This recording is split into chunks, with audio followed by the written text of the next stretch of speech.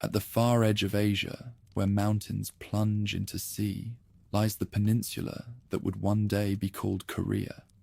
It is a narrow land with a long memory, wedged between empires, shaped by invasion and sustained by belief.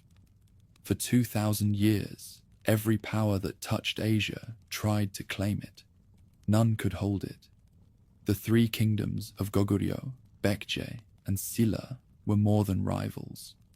They were mirrors of a single civilization discovering itself through conflict. Their struggle would define the soul of Korea and echo through every dynasty that followed. The story begins here, where faith met iron and endurance became destiny. When the northern kingdom of Gojoseon fell, the mountains seemed to exhale.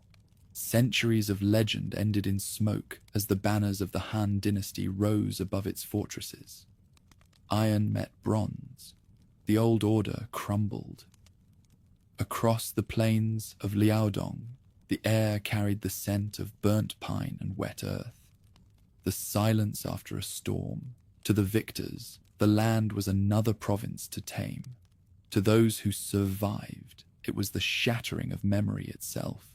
Beyond the Yalu River, displaced clans fled into mist and forest.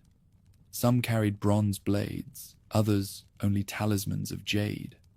They told their children that the spirits of heaven had turned their backs, yet somewhere, beneath the ash, the ancestors still whispered. In the ruins of Wangjeom, the Han erected command posts, measuring land by the rod and tax by grain.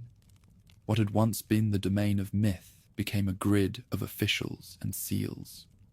From this conquest were born the Lelang and Xuantu commanderies, administrative outposts meant to impose the order of the Middle Kingdom on a people who bowed to no emperor.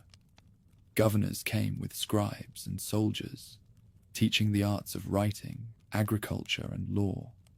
Chinese tiles gleamed above new roofs, and Confucian texts were copied by hands that still smelt of the forge. Yet influence cut both ways. Traders from the peninsula brought furs, pearls, and iron. Women wore embroidered robes with patterns unknown in the Han court. Civilization was spreading, but not as planned. It was being remade. Farther south, beyond the shadow of the commanderies, the land breathed differently. There, among fertile valleys and slow rivers, life moved to older rhythms. Tribes gathered around sacred trees and earthen altars, offering rice and song to the spirits. These peoples, Mahan, Jinhan, and Beonhan, were less kingdoms than kinships. They spoke in dialects of the same tongue, traded in salt and cloth, and chose their leaders not by conquest, but by the favor of the gods. Mahan stretched wide across the southwest, a loose confederation of dozens of small chieftains, each ruling a patch of field and forest. Its heart lay in the plains, where the Han River bent toward the sea, a place of rice and reeds. Jinhan, farther east, hid among the mountains that would one day cradle Silla. Its people were miners and smiths, working the ore that shimmered like moonlight in stone. Beonhan to the south faced the tides. Its villages smelted iron and sent it abroad in exchange for silk and lacquer. Through these lands passed caravans from the north, bringing iron tools and bronze mirrors. Along the coasts, fishermen returned with stories of ships from distant islands, the first hints of contact that would one day tie Korea, Japan, and China in uneasy fellowship. Though the commanderies seemed to dominate the age, their reach was shallow. Authority weakened with every league from their walls until only rumor and tribute remained. The farther one traveled from Lelang, the closer one came to something both older and new. Still, the scars of conquest ran deep. Among the exiles from the north, memories hardened into legend. Elders spoke of Dangun, the son of heaven, whose kingdom had lasted for 1,000 years. They recited names: Weeman the usurper, Ugeo the fallen king. and swore that their line was not broken but hidden, waiting for time to turn. From these memories rose new leaders, men who claimed descent from the divine, women who dreamed visions of fire and rain. In the vacuum left by Gojoseon's fall, ambition began again to stir. At the edge of the northern forests, one such clan gathered around a young leader named Go Dumak, whose people would later claim kinship with the line of Jumong. In their winter camps, hunters forged alliances and swore brotherhood. Beneath constellations they believed to be ancestral eyes. From these gatherings would emerge the earliest forms of Goguryeo, though its name was still unspoken. To the west, other fragments of Buyo clung to survival along the Songhua River, mixing with tribes of Tungusic speech. Each believed themselves heirs to the same vanished glory. Southward, among the Mahan Plains, a different seed took root. There, amid the marshlands of the Han Basin, certain clans began to rise above others, not by divine claim, but by trade and craft. They mastered irrigation, built granaries, and learned the worth of iron, not merely as weapon, but as coin. The Mokji and Biryu tribes became names whispered with respect. One day their descendants would call themselves Bekje. For now, they were farmers with dreams larger than their harvest. Jinhan, smaller and more secluded, was a tapestry of mountain fortresses and spirit shrines. Its chiefs traced their power not to kings, but to shamans who could read the will of heaven through clouds and flame. When they gathered for festivals, the valleys rang with drums and chanting. Each tribe offered its first rice to the gods of soil and river. In time, these rituals would become coronations, the sacred beginnings of Scylla's royal line. No chronicler in that age could have seen how the fragments would converge. To the north, the ruins of Gojoseon were becoming something new, hard, martial, defiant. To the south, the federations were learning unity through necessity. Between them stood the Han commanderies, glimmering with foreign knowledge yet doomed by distance and pride. History was not still, it was fermenting. As generations passed, the children of exiles forgot the names of those who conquered them, but not the taste of defiance. Warriors along the Yalu tested their strength against Chinese garrisons. Merchants in Mahan traded more iron than tribute. The lines between tribe and kingdom began to blur. Across the peninsula, people started to speak of kings, though none yet ruled a land entire. In the 2nd century, before the birth of Christ, a pattern emerged that would endure for centuries. The North's hunger for dominion, and the South's yearning for balance. The commanderies, meant to civilize, instead awakened rivals who would eclipse them. Chinese records, written in the cautious tone of bureaucracy, mention rebellious barbarians and new polities.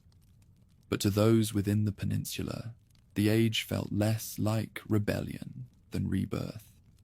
Among storytellers, the fall of Gojoseon was remembered not as defeat, but as sacrifice.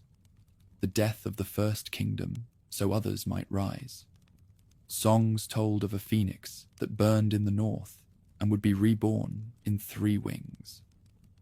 To the listeners around smoky hearths, these were omens, not allegories. Each tribe believed itself chosen to restore the balance between heaven and earth. In a village near the Han River, an elder once said that the gods had withdrawn because men forgot gratitude. His words spread as proverb. When the sky closes its eyes, the earth must learn to see. And so they did. Fields widened, walls rose, and markets hummed. From shamanic chants to early laws, the idea of kingship began to crystallize, not merely as rule, but as duty.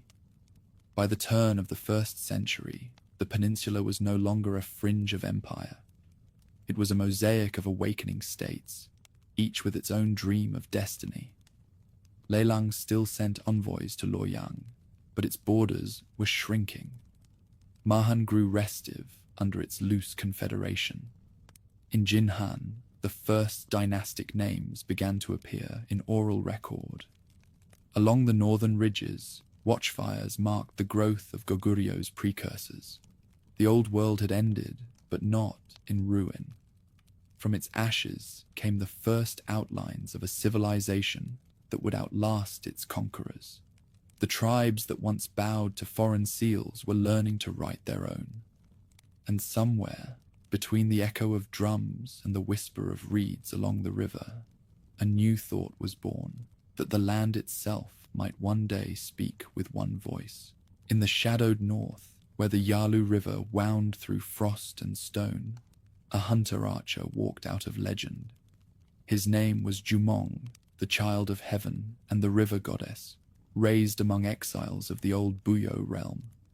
When his skill with the bow began to stir envy, his stepbrothers plotted his death. Guided by dreams and omens, he fled southward, crossing mountains where even the wind lost its breath. Those who followed him spoke later of his silence, how he carried no treasure, only a quiver and a purpose that none yet understood. The world he entered was harsh and divided. Between the highlands of the Yalu and the plains of the Taidong lay scattered tribes. The Sono, the Guan, the Jolno, the Guano, and the Go clans. Each ruled its fortress and its river, bound together by trade, broken apart by pride. They had heard of Buyo's splendor, of kings who claimed descent from the sun, but they trusted only the gods of their valleys. Into this mosaic stepped the wanderer who called himself founder by divine right. At first, few believed him. Yet when raiders struck from the east, the archer led the defense with uncanny precision. His arrows fell like rain, each finding its mark. After victory, he refused plunder and instead built a wooden altar to offer thanks. Such restraint, more than triumph, began to draw followers. They called him Chumo Wang, the king who came with destiny. Around him gathered warriors, farmers, and smiths who sought a cause larger than their clans. The fledgling kingdom took root along the middle Yalu. Fortresses rose from earth and timber, their walls marked by totems of sky and fire. The 5 tribes that had once stood apart now shared watchtowers and festivals. Each season, they sent offerings to the central stronghold, grain from the valleys, iron from the forges, and men for the army.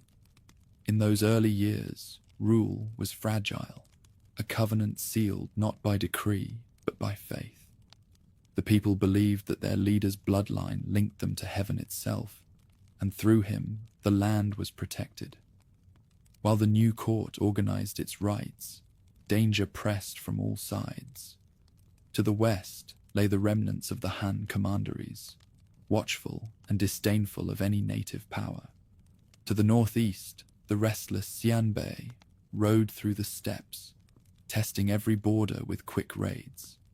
The Archer King understood that survival depended on walls and alliances. He sent envoys to Buyo, bearing tribute and kinship words, yet suspicion lingered. In return came gifts of silk and veiled warnings. Despite hardship, the northern realm grew. After the founder's death, his son Yuri took the throne and built Gungnai Seong, the first true capital, upon a ridge above the river. There, palaces of wood stood amid fields of millet and pine. Court scribes began to record edicts in the borrowed script of the Chinese, though most still spoke through drums and fire. Ritual and governance mingled. Sacrifices preceded councils, and the voices of shamans guided kings more than the pens of ministers. What distinguished this kingdom from the tribes around it was not only its army, but its idea of destiny. Where others ruled for survival, these northerners ruled for remembrance. Every conquest was spoken of as restoring the order once lost with Gojoseon's fall. Warriors painted the sigil of the phoenix on their shields, claiming they were the fire reborn. The belief in divine descent was no mere boast. It was a system of meaning that justified every hardship. Seasons turned, and the small settlements along the Yalu transformed into citadels of stone. Roads connected them, lined with posts bearing the king's seal. Under King Taejo the Great, the realm extended southward, absorbing neighboring tribes through battle or oath. His campaigns were not of blind conquest, but of deliberate unification.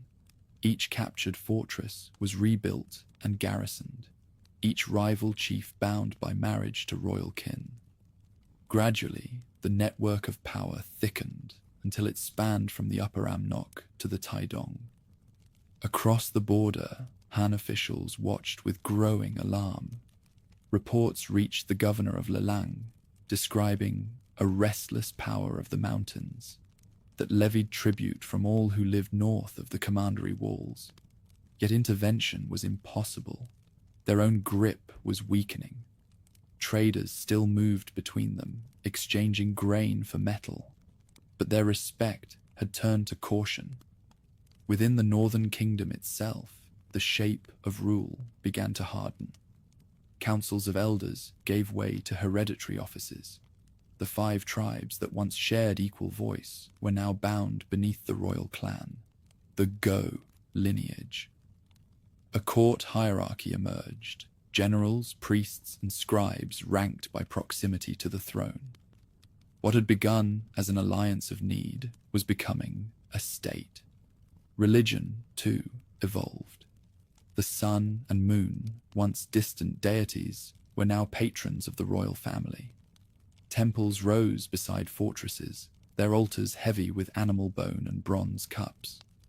In the spring, the people celebrated Dongmeng, the Great Alliance Festival, when the king offered wine to the spirits of heaven and earth. The festival was both worship and politics, an oath renewed each year between ruler and ruled. Through these rites, the land remembered itself as one. As the 1st century unfolded, the kingdom's horizons widened. Scouts reached the Taebaek Mountains, claiming forests and mines. Farmers in the valleys began to use plows of iron instead of wood, a sign that wealth was spreading beyond the court. Caravans from the south brought silk and salt.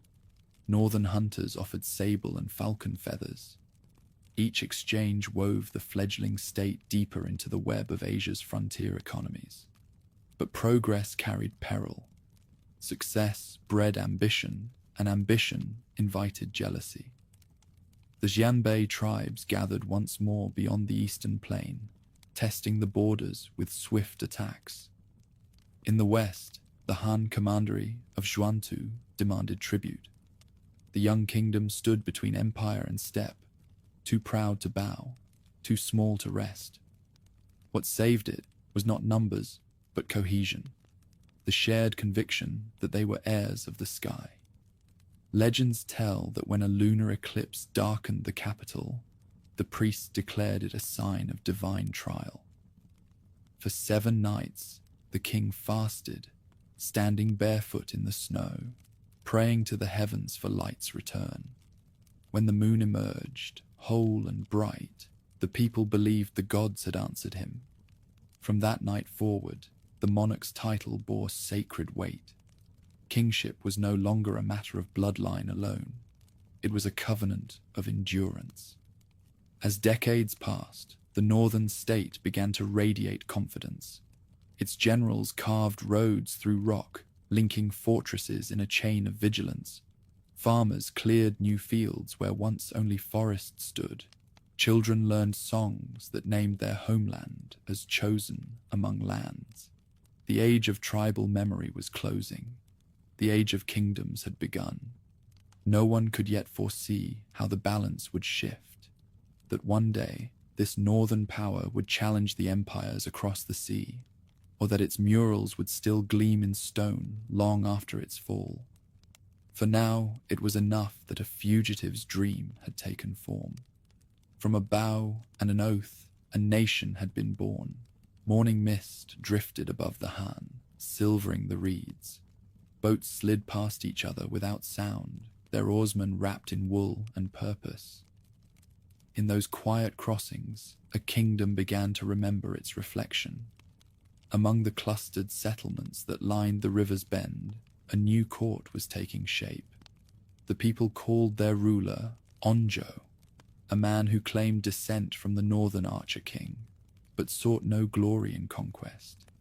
His domain was built not on mountains or walls, but on the rhythm of the water. The Han was both road and boundary. Its tides carried fish, clay, and rumor. From its banks rose the first dwellings of Bekje, mudbrick, timber, and belief. Onjo's followers came from many tongues. Some were migrants from Buyo, others from the Mahan Confederation.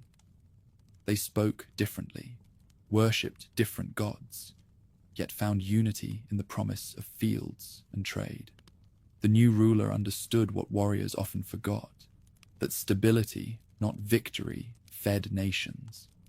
He marked his capital near the confluence of river and hill, where mist softened the horizon, and the earth held memory of flood and renewal. In those early years, the kingdom grew through patience. Farmers drained marshland to plant rice that glittered like mirrors beneath the sun. Smiths fashioned ploughs of iron and bells of bronze. Markets rose beside temples, and in their noise one could hear the slow weaving of society. The ruler walked among his people without escort, speaking of balance between land and law, between heaven's will and human craft. Bekya's nobles traced their lineages to distant Bayo, but their customs were already changing. The old northern austerity yielded to a gentler refinement. Robes dyed in indigo, feasts of rice wine and poetry. From the Han commanderies came scholars carrying bamboo slips, their characters recording decrees and treaties. To them, the southern court seemed rustic yet eager, a frontier that listened. Within a generation, literacy spread through the ruling class, and with it came new notions of governance. Yet influence never flowed in only one direction. Traders from the islands to the east brought lacquer and shells, while southern artisans shaped earthenware of astonishing grace. The river capital became a crossroads where distant cultures mingled without domination. Songs praising the sun, goddess of Mahan, mingled with prayers to Buyo's sky lord. Together they formed something neither wholly native nor foreign. Across the plains, the Mahan Confederation still lingered, proud and fragmented.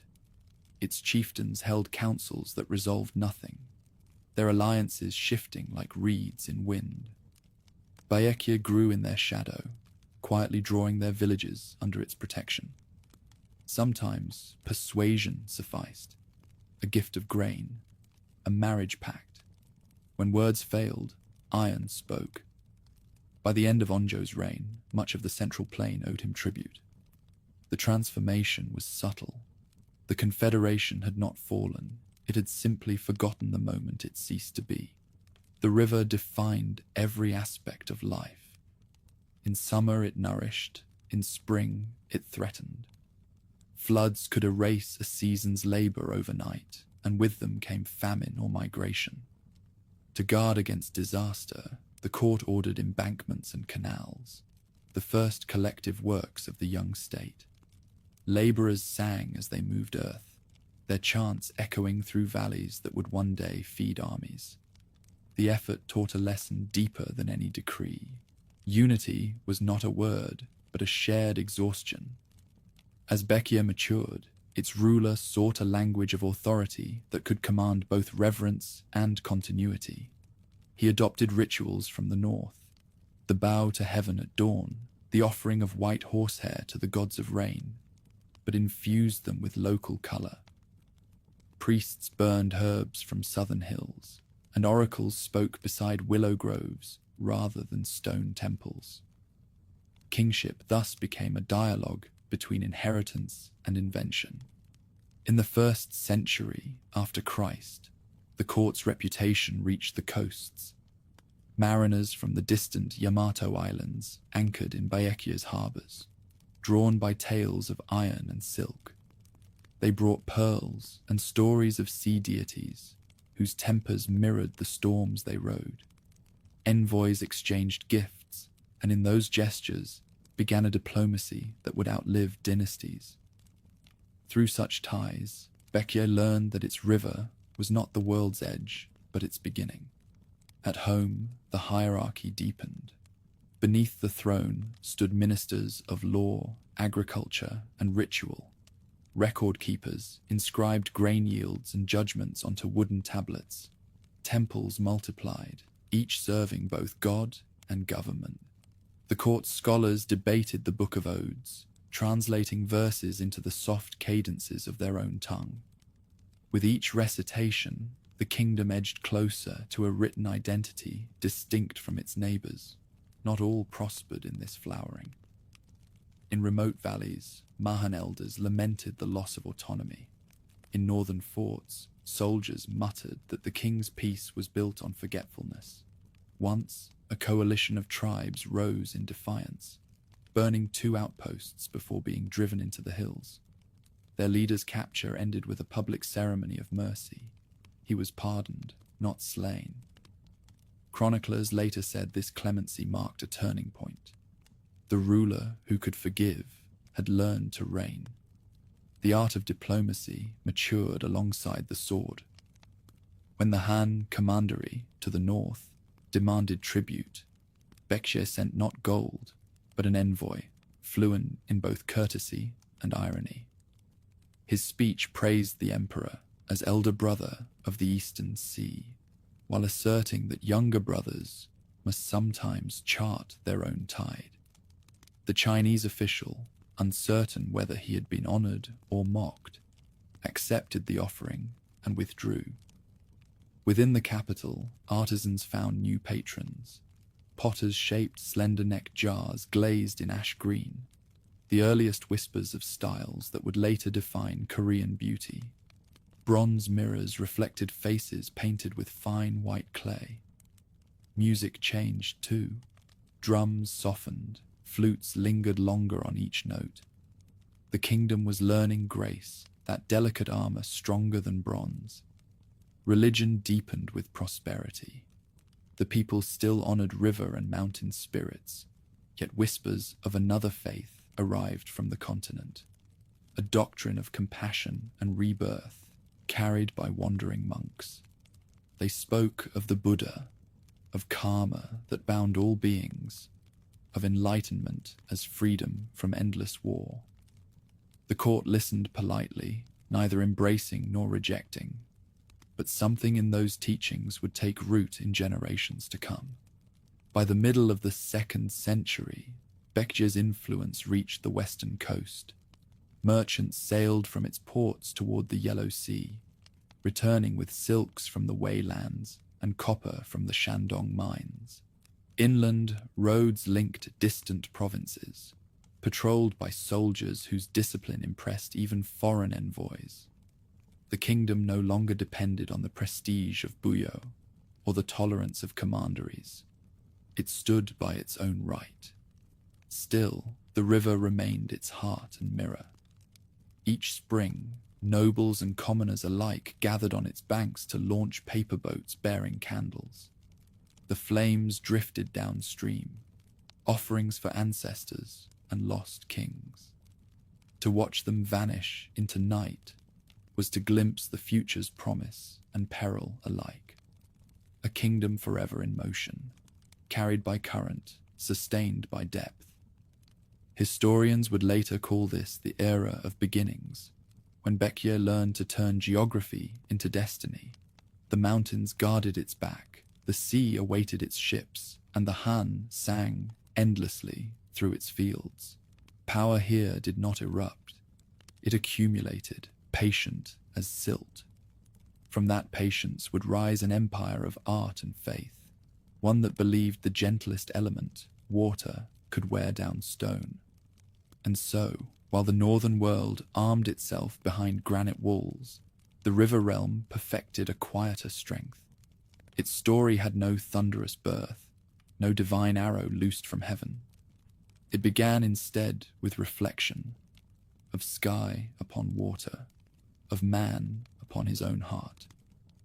In that stillness, Bekia found the grace that would make it endure. Long before dawn, drums sounded in the valleys of the southeast. Mist clung to the hills like breath, and from the high ridges, fires answered one another in slow succession. The people of Jinhan were gathering, not for war, but for a birth foretold. In a clearing ringed by sacred stones, elders watched a light shimmer upon the ground. From that glow came an egg, the color of polished amber. When it cracked, a child emerged, laughing, unafraid. The women wrapped him in woven flax. The men bowed. They named him Bak Hyokgeos, the Bright King. It was said that his first cry silenced the crows for 100 leagues, and the river bent its course to witness. Such was the beginning of Silla, though no one then spoke the name. The boy grew among shepherds and hunters. His step was measured, his speech rare, his gaze unblinking. When he came of age, the tribes gathered again. They saw in him something both human and other, the calm certainty of one who had walked between worlds. At his coronation, shamans burned pine needles and intoned the words that would guide Silla forever. Heaven above, soil below, the king between. The early realm was a confederation more spiritual than political. Its villages sprawled along the Hyongsan River, encircled by low hills that seemed to guard their destiny. Each tribe kept its totems, tigers, cranes, tortoises, and sent tribute not in taxes, but in prayers. The ruler's task was not to command, but to harmonize. He traveled from shrine to shrine, presiding over rituals that wove community from devotion. In those years, power was measured by nearness to the divine. The king ruled through intermediaries, priests, seers, and the first noble families who interpreted omens. Their authority was born from lineage as much as merit. Over time, this hierarchy hardened into the bone rank system, the intricate lattice that would define Silla's order for centuries. Blood determined not only birthright, but the horizon of one's ambition. Far from seeming cruel, this stratification appeared natural to its people. They saw the world as layered: sky, earth, ancestor, living, mountain, valley, village, home. The ruler's bones were pure because he bore the sky's weight. Commoners' bones were plain because they carried the earth's hunger. Between them stretched 1,000 shades of duty. It was a theology of structure, and from it, Silla drew its resilience. While other kingdoms pursued expansion, Silla tended to foundations. Fortified towns rose slowly, each built beside a temple or spring. The capital, Gyeongju, began as a ring of thatched halls around a central altar. From above, it looked like an open eye, gazing toward the sea. There, the royal family offered sacrifices to the mountain spirit of Namsan, whose granite slopes would later be carved with countless Buddhas. In this first age, though, the mountain was still the voice of older gods, untamed, faceless, eternal. Beyond the sacred hills lay rivals. To the west, Baekje's traders spoke of their wealth. To the north, the warriors of the emerging Goguryeo tested every border. Silla had neither numbers nor iron to match them. What it possessed instead was cohesion, a quiet discipline born of shared ritual. When raids came, every household offered one son and one sack of grain to the defense. The armies were small but steadfast, fighting less for victory than for continuity. Trade with neighboring tribes brought iron tools and foreign customs. Envoys from the Han commanderies introduced written script, though for generations the court relied on oral law. Inscriptions carved on wood and stone began to appear, naming officials, recording oaths. To the people of Silla, writing was not merely communication, but incantation. Letters carried spirit as surely as prayer. Seasons passed, and the rhythm of the realm deepened. Each spring, the festival of the first plough filled the valleys with song. Farmers, nobles, and shamans joined in procession, circling the fields 3 times to bless fertility. The king himself drove the first furrow, his hands upon the plough as symbol of unity between ruler and soil. Afterwards came feasting, dance, and contests of strength. These rituals were more than celebration. They were rehearsal for endurance. By the 1st century after Christ, Silla had learned the language of permanence. Timber halls gave way to stone foundations. Roads were laid from Gyeongju to the coast, lined with milestones carved with the royal emblem of 3 curved blades. The court dispatched emissaries to Mahan and Baekje, offering peace where war would have been futile. Through cautious diplomacy, the small kingdom survived between powers far greater than itself. Legends tell of Queen Aryong, the consort of the founding king, who was born from a dragon's body in a mountain pool. When she died, a white rainbow arched over her tomb for 7 days. Such stories were not embellishment, but statecraft. Through them, the monarchy wove myth into legitimacy. To question the ruler was to question the sacred itself. In Gyeongju's workshops, artisans learned to cast bronze bells, whose tones carried for miles. Clay figurines of animals and guardians appeared in tombs, mute attendants for souls on their journey. Music, too, changed. Reed pipes accompanied hymns to the spirits, and chants evolved into measured verses that would one day form the first Korean poetry. The kingdom's modest scale fostered an intimacy between court and people. When drought struck, the monarch stood barefoot on the riverbank, praying until rain fell. When plague came, shamans led processions through the streets, their drums steady as heartbeats. Survival was communal. A pact renewed each hardship. To outsiders, Silla seemed a minor realm of pious peasants, but within its ritual order lay quiet ambition. Each generation refined its governance, codifying duties, ranks, and ceremonies. Even neighboring rulers began to note its reliability. Traders from Baekje found fair weights in its markets. Envoys from Goguryeo found honor kept in its treaties. Respect grew, then caution. The power that conquers slowly is the hardest to unseat. Toward the end of the 2nd century, whispers reached the capital of a new faith traveling down from China, a teaching that spoke of mercy and awakening. Few understood its scriptures, but its imagery of lotus and light resonated with the old mountain cults. Monks traveling under merchants' guise left behind amulets carved with unfamiliar symbols. They found welcome among scholars who sensed that heaven's silence might be filled anew. By then, Silla's horizon had widened. Fields stretched farther each year, and the hills around Gyeongju glowed with tomb mounds, gentle arcs that mirrored the rising sun.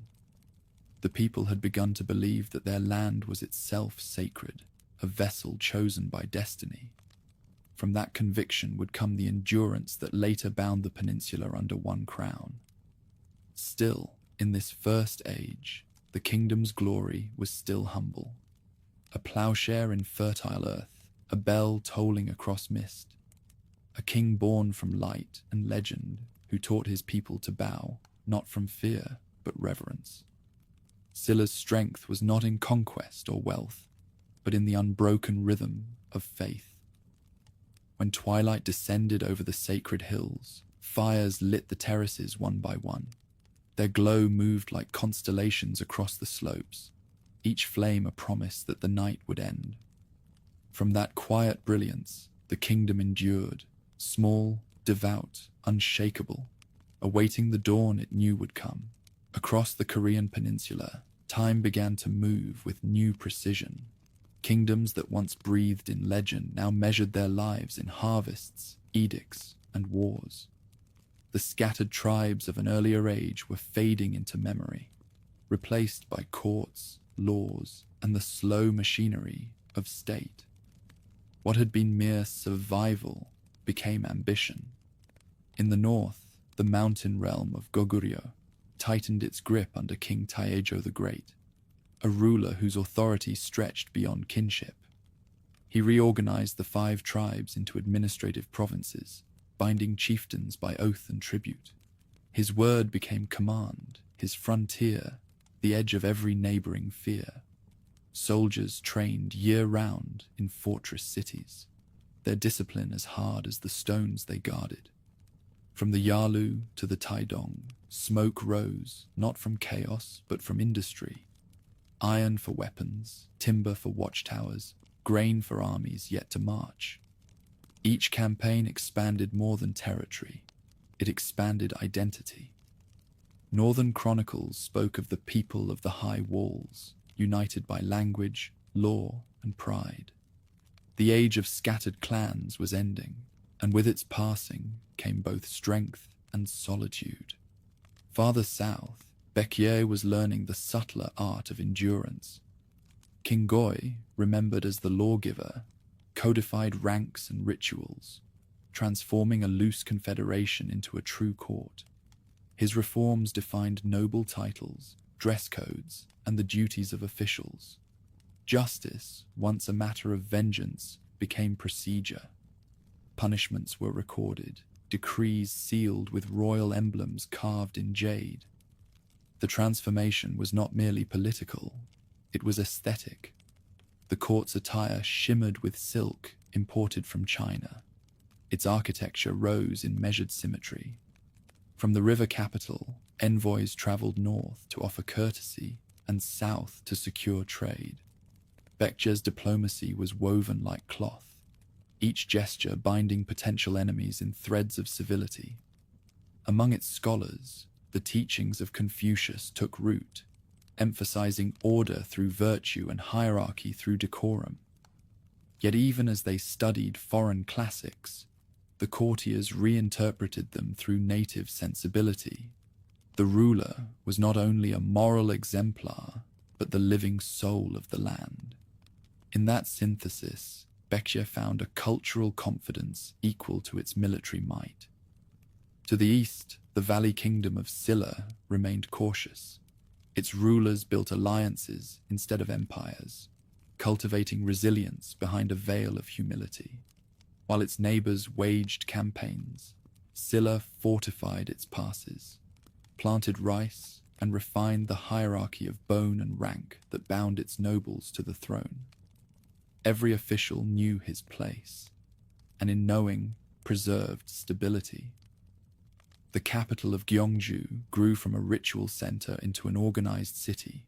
Roads radiated outward like spokes from a wheel, connecting shrines, workshops, and farms. Bronze bells summoned not only worshippers, but also administrators. Religion and government spoke the same rhythm. That harmony gave Silla a quiet advantage. Its people obeyed without coercion, because order felt divine. Relations among the 3 kingdoms were a web of rivalry and recognition. Trade persisted even during hostility.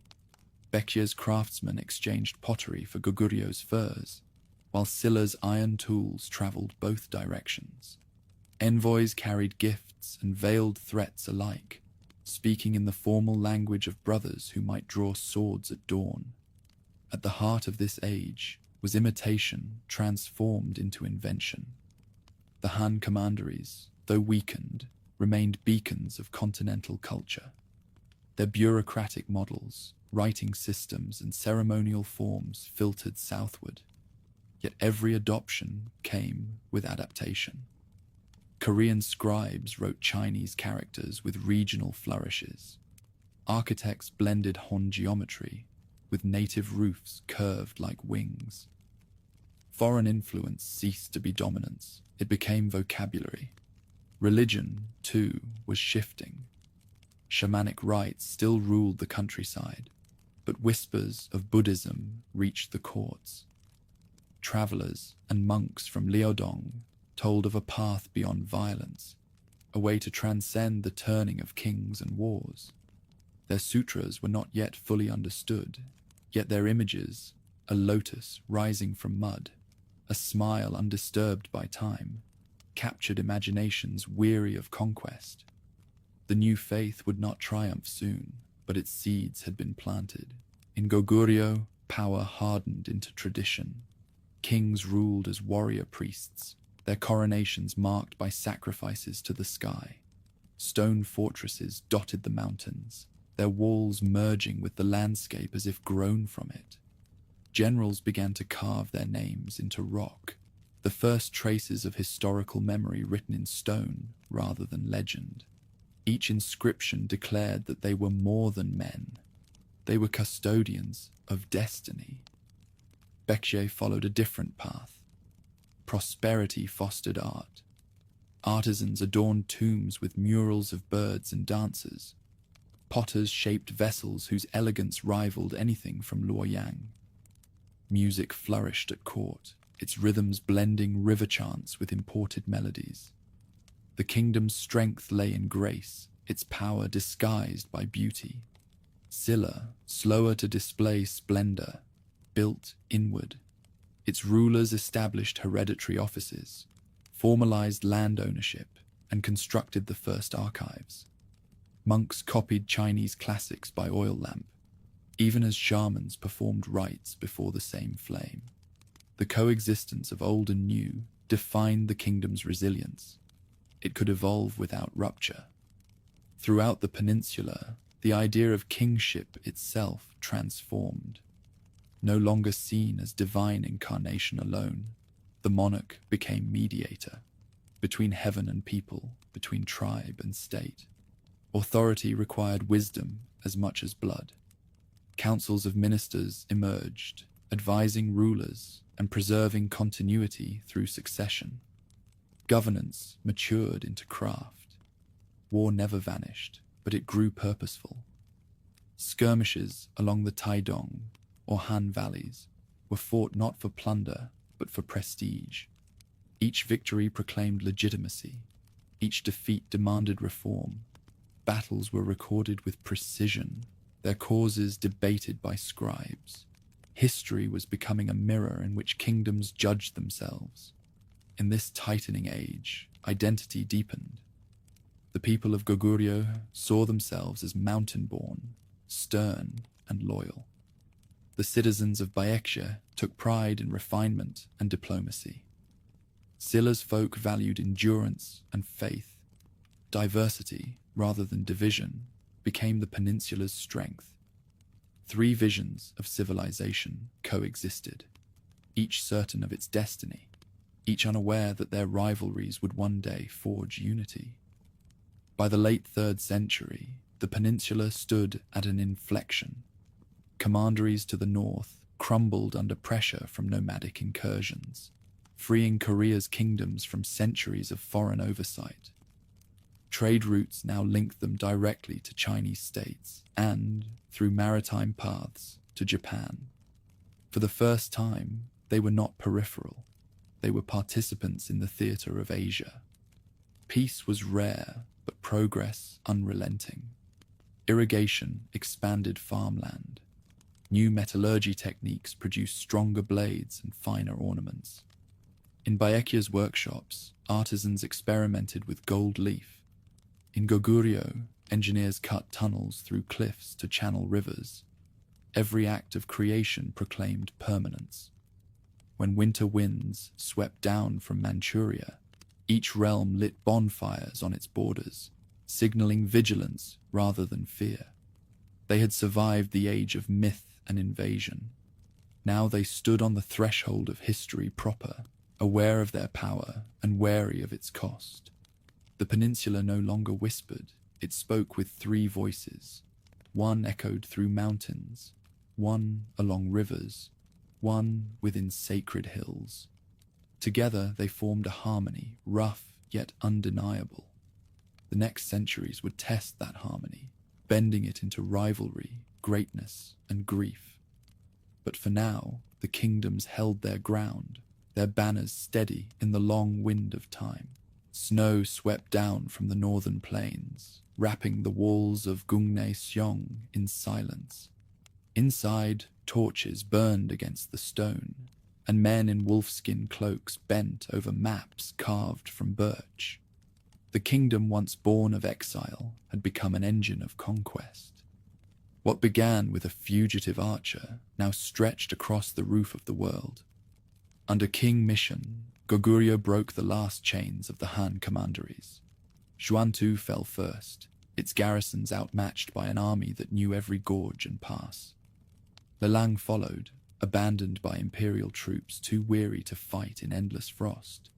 When the final banner was torn from its towers, the people of the north lit fires that burned for 3 days. For the first time in centuries, the peninsula's spine was free of foreign rule. Independence, however, was not rest. The new rulers understood that survival required motion. Fortresses multiplied along rivers. Roads linked valleys once isolated by snow. Tribes of hunters and farmers were drawn into the state's orbit, taxed and trained. The realm's borders became arteries, carrying grains south, soldiers north, and ambition in every direction. The court that emerged from this victory was austere and disciplined. Its monarchs dined in silence before the ancestral altar, their garments simple save for the emblem of the rising sun stitched in gold. Ministers recorded harvests and levies with a precision foreign to earlier ages. Beneath the solemn ritual pulsed the certainty of destiny. The northern land was no longer a refuge, but a throne. From this order rose a ruler whose name still commands awe, Gwanggaeto the Great, the conqueror who carried his kingdom beyond the horizon. He ascended the throne in youth, and by the time his beard had darkened, half of Manchuria marched beneath his banners. Chronicles describe him as tall, fierce, and unyielding, but his genius lay in vision as much as valor. He saw that the north could not thrive behind walls. To the west, steppe tribes threatened every season. To the south, rival kings plotted revenge. His answer was expansion, a tide that would drown uncertainty in triumph. Campaign followed campaign. Across the Amnok, his cavalry thundered through valleys thick with fog, seizing fortresses once deemed unreachable. To the east, he subdued the Sushen tribes, pushing Goguryeu's borders to the frozen coast. The court poets likened him to a comet, unpredictable, radiant, brief. Wherever he rode, fortifications rose in his wake. He left governors in conquered lands, not marauders. Those who yielded kept their customs, but swore loyalty. Those who resisted were scattered into the wilderness. He understood empire not as devastation, but as order imposed upon chaos. Yet conquest alone could not sustain dominion. Gwanggaeto cultivated a new nobility, loyal to the crown rather than clan. He rewarded soldiers with land, artisans with silver, and scholars with authority. From this meritocratic seed grew a civil structure that balanced might with administration. The empire's heart was martial, but its mind was bureaucratic. Diplomacy mirrored warfare in audacity. The king sent envoys to Chinese courts, addressing emperors as equals, not subjects. In one letter to the Northern Wei, he wrote of 2 suns sharing heaven. The metaphor shocked courtiers, but encapsulated his creed. Goguryeo was no longer a fringe state, it was civilization itself. The South learned this truth painfully. Baekje's frontier outposts fell one after another, and the Han River basin trembled under northern assault. the court of Baekje, refined and eloquent, found itself writing letters of truce rather than poetry. Even Silla, long shielded by geography and diplomacy, bowed to northern pressure. Its king offered gifts of gold and horses, seeking peace through submission. Gwanggaeto accepted and returned protection, a vassalage cloaked in alliance. Behind these triumphs lay relentless labor.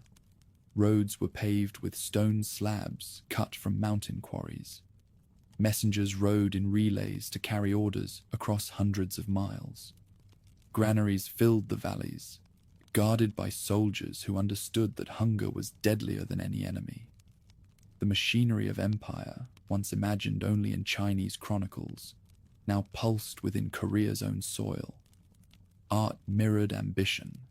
Tombs of kings and generals became monuments of scale, vast mounds ringed by carved guardians, their walls painted with tigers, dragons, and celestial dancers.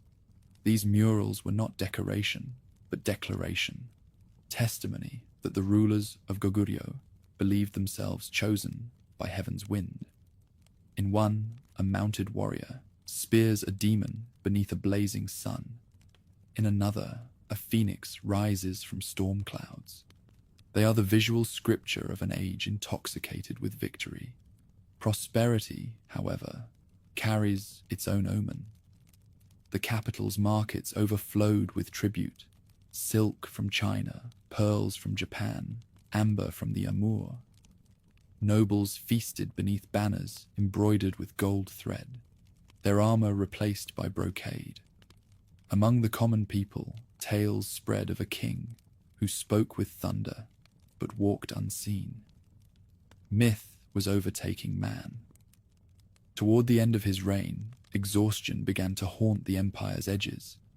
Endless campaigns demanded more soldiers, more grain, more faith.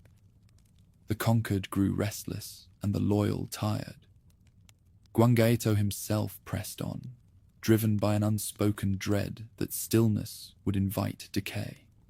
In his final years, he led one last march against tribes to the northwest. He never returned. His tomb, a colossal stone pyramid in Jian, bears an inscription of his deeds: 66 campaigns, countless victories, peace secured by might. It stands to this day, weathered yet legible, a nation's boast carved into eternity. Beneath its shadow, the succession passed to his son, King Jiangsu, who moved the capital south to Pyongyang, transforming the mobile empire into a seated one. Under Jiangsu's careful rule, the expansion slowed, but the realm solidified. Temples rose beside administrative halls. Scholars compiled histories in brush and ink. The once roving army became a disciplined instrument of defense. The warrior empire had matured into a civilization. The contrast between father and son mirrored the kingdom's evolution, from fire to flame, from conquest to permanence. Yet even as peace returned, the echo of Gwanggaeto's ambition lingered. His name became invocation and warning alike, a reminder that greatness demands endurance few can sustain. Across the peninsula, rival courts measured themselves against his legacy. Baekje sought refinement to counter brute strength. Silla found faith as armor against despair. The northern colossus had forced its neighbors to define themselves.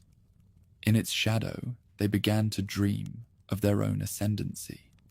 For Goguryeo, the 4th century was an age of pure momentum, its banners bright against the horizon, its soldiers hardened by snow and victory.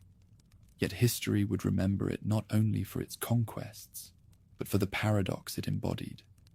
A kingdom that reached farther than any before it, only to discover that empire, like winter, cannot last forever. When the snows returned each year and covered the tomb of its greatest king, the wind that howled through the mountains sounded like distant applause. It was said that in those nights, the spirits of the fallen rode with the storm, guardians of a realm that had touched the heavens and dared to call it home. From the western hills, the capital shimmered like a reflection of sunlight upon water. White walls encircled its palaces, tiled roofs curved like wings above the river plain. The sound of chisels, looms, and chanting monks blended into a single rhythm, the music of a civilization at ease with its greatness.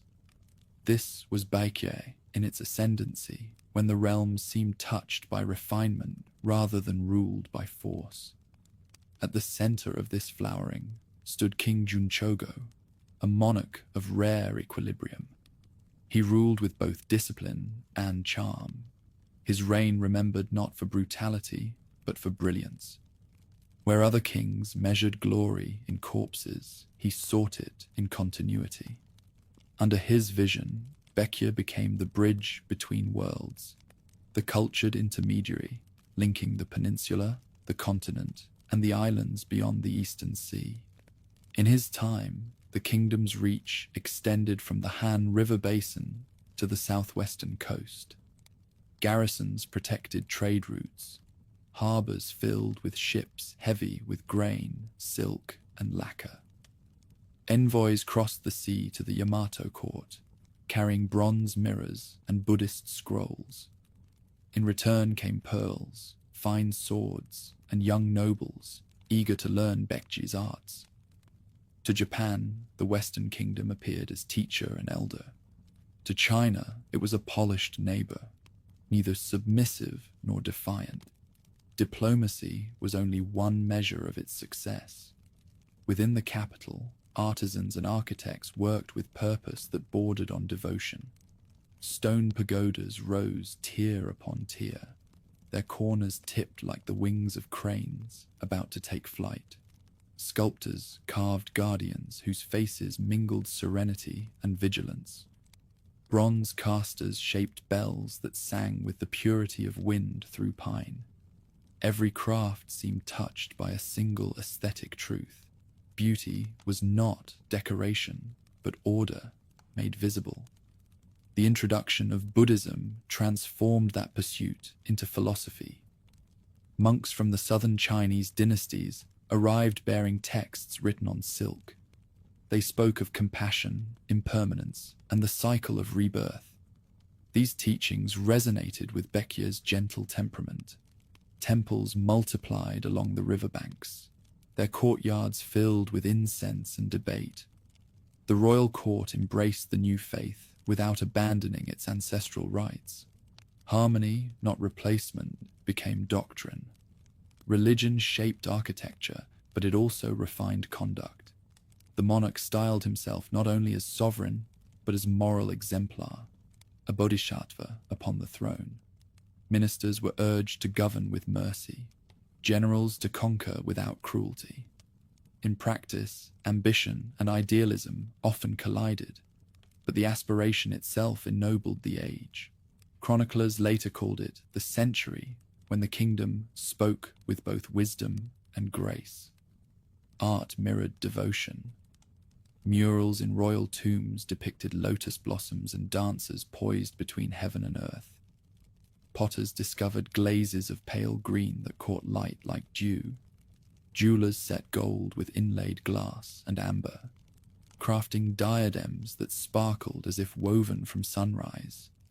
Music, too, reached new complexity. Flutes joined zithers in pieces that alternated between joy and longing.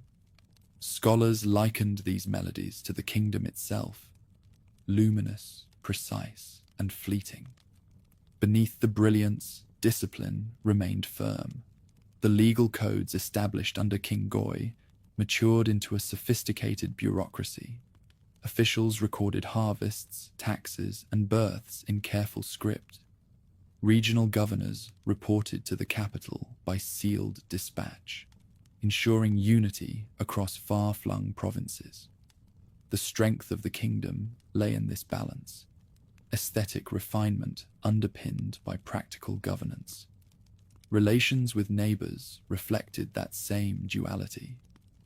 Toward Goguryeo, the court displayed cautious respect. The The two kingdoms, once bound by kinship, had become wary equals divided by memory and ambition. Skirmishes flared along the northern border, yet both sides knew that open war would consume them. Each instead sought advantage through diplomacy. Letters, marriages, and gestures calculated as precisely as military maneuvers. To Silla, Becje extended alternating hands of friendship and command. Trade flourished between them, yet both understood the delicate nature of peace. When Silla's rulers adopted Buddhist symbols in their ceremonies, Becje's scholars took quiet pride. Imitation was the sincerest acknowledgement of influence. Through religion, art, and craft, Becje's culture flowed eastward, shaping the soul of the peninsula long before politics could. The sea carried this spirit even farther. Merchants from the south sailed under banners embroidered with golden swirls, sign of Baekje's royal charter. Their ships reached the coasts of China, where markets of Guang and Jiaoji welcomed them. In their holds, they carried fine ceramics, gilt ornaments, and writings that praised enlightenment over conquest. To distant observers, Baekje seemed a kingdom of artisans, guided by poets. Such harmony, however, hides its own peril. Prosperity breeds complacency, and art can veil decline. As generations passed, court nobles grew enraptured by ceremony. Feasts extended for days. Ministers competed in displays of erudition rather than policy. The royal treasury glittered, yet frontier garrisons went unpaid. Beyond the palaces, farmers began to feel the weight of taxes that fed the capital's brilliance. Meanwhile, the northern power watched. Goguryeu's expansion under King Gwanggaeto pressed relentlessly southward. Fortresses that had stood for decades fell within months. The Baekje army, elegant in armor but fragmented in command, struggled to resist. Each defeat shook confidence more than territory. Refugees fled toward the coast, carrying tales of northern cavalry that moved like storms. King Jeonchogo's descendants fought to preserve the realm's dignity. Some sought alliance with Silla, others turned again to the sea, relying on diplomacy and trade to offset military weakness. The kingdom's artistry continued even in adversity. Temples repaired, monuments built. But a quiet anxiety crept through the capital.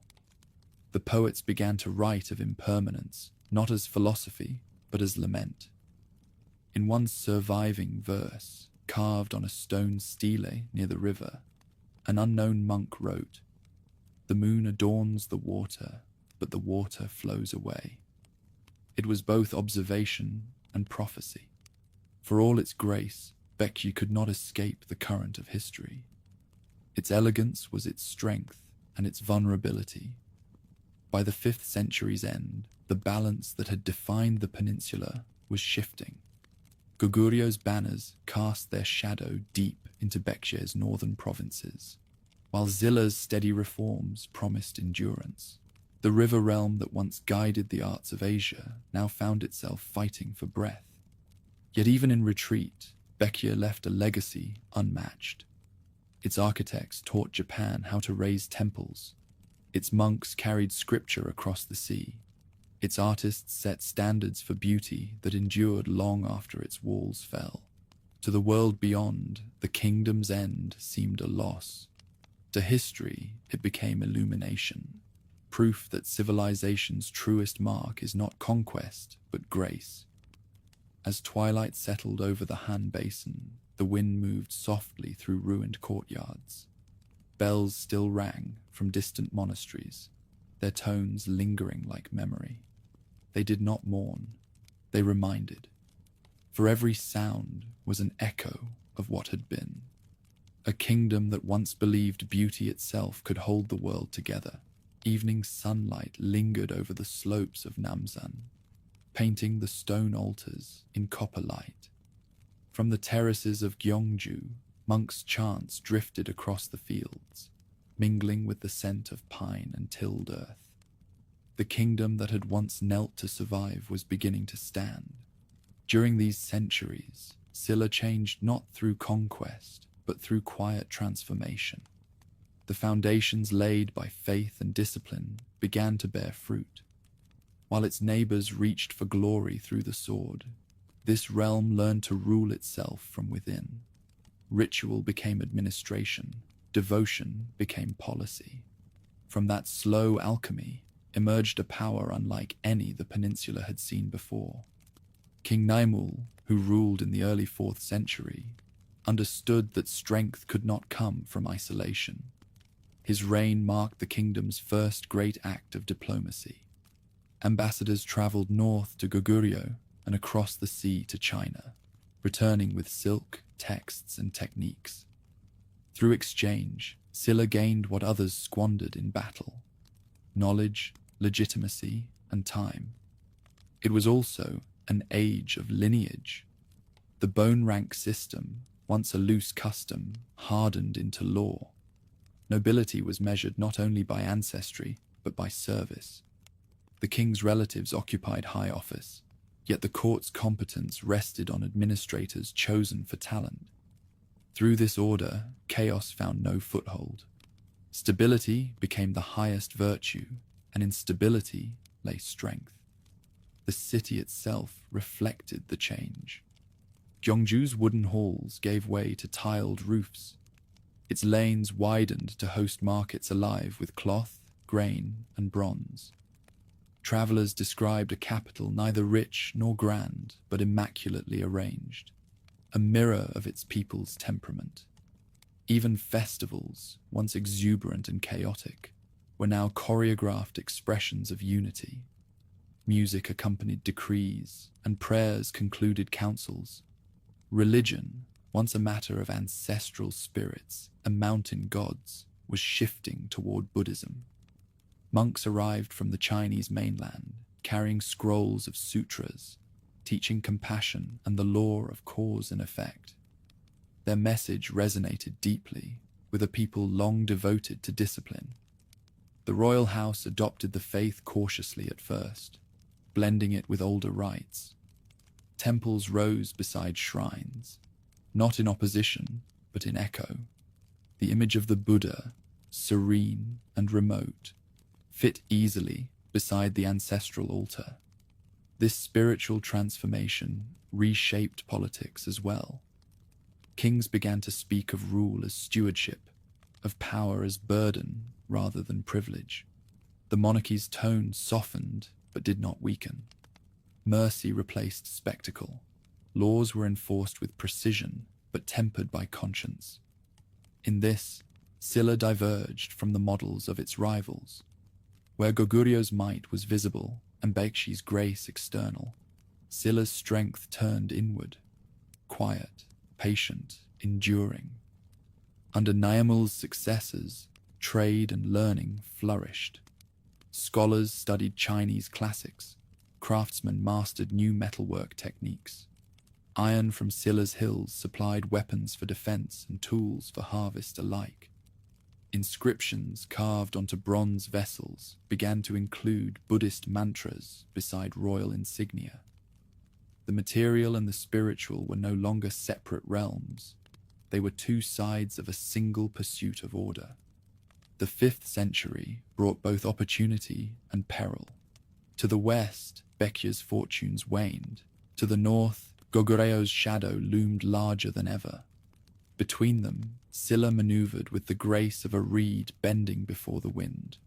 When attacked, it yielded long enough to endure. When courted, it smiled long enough to learn. Its envoys spoke gently, but their eyes measured every alliance. Through these delicate maneuvers, the kingdom secured breathing room.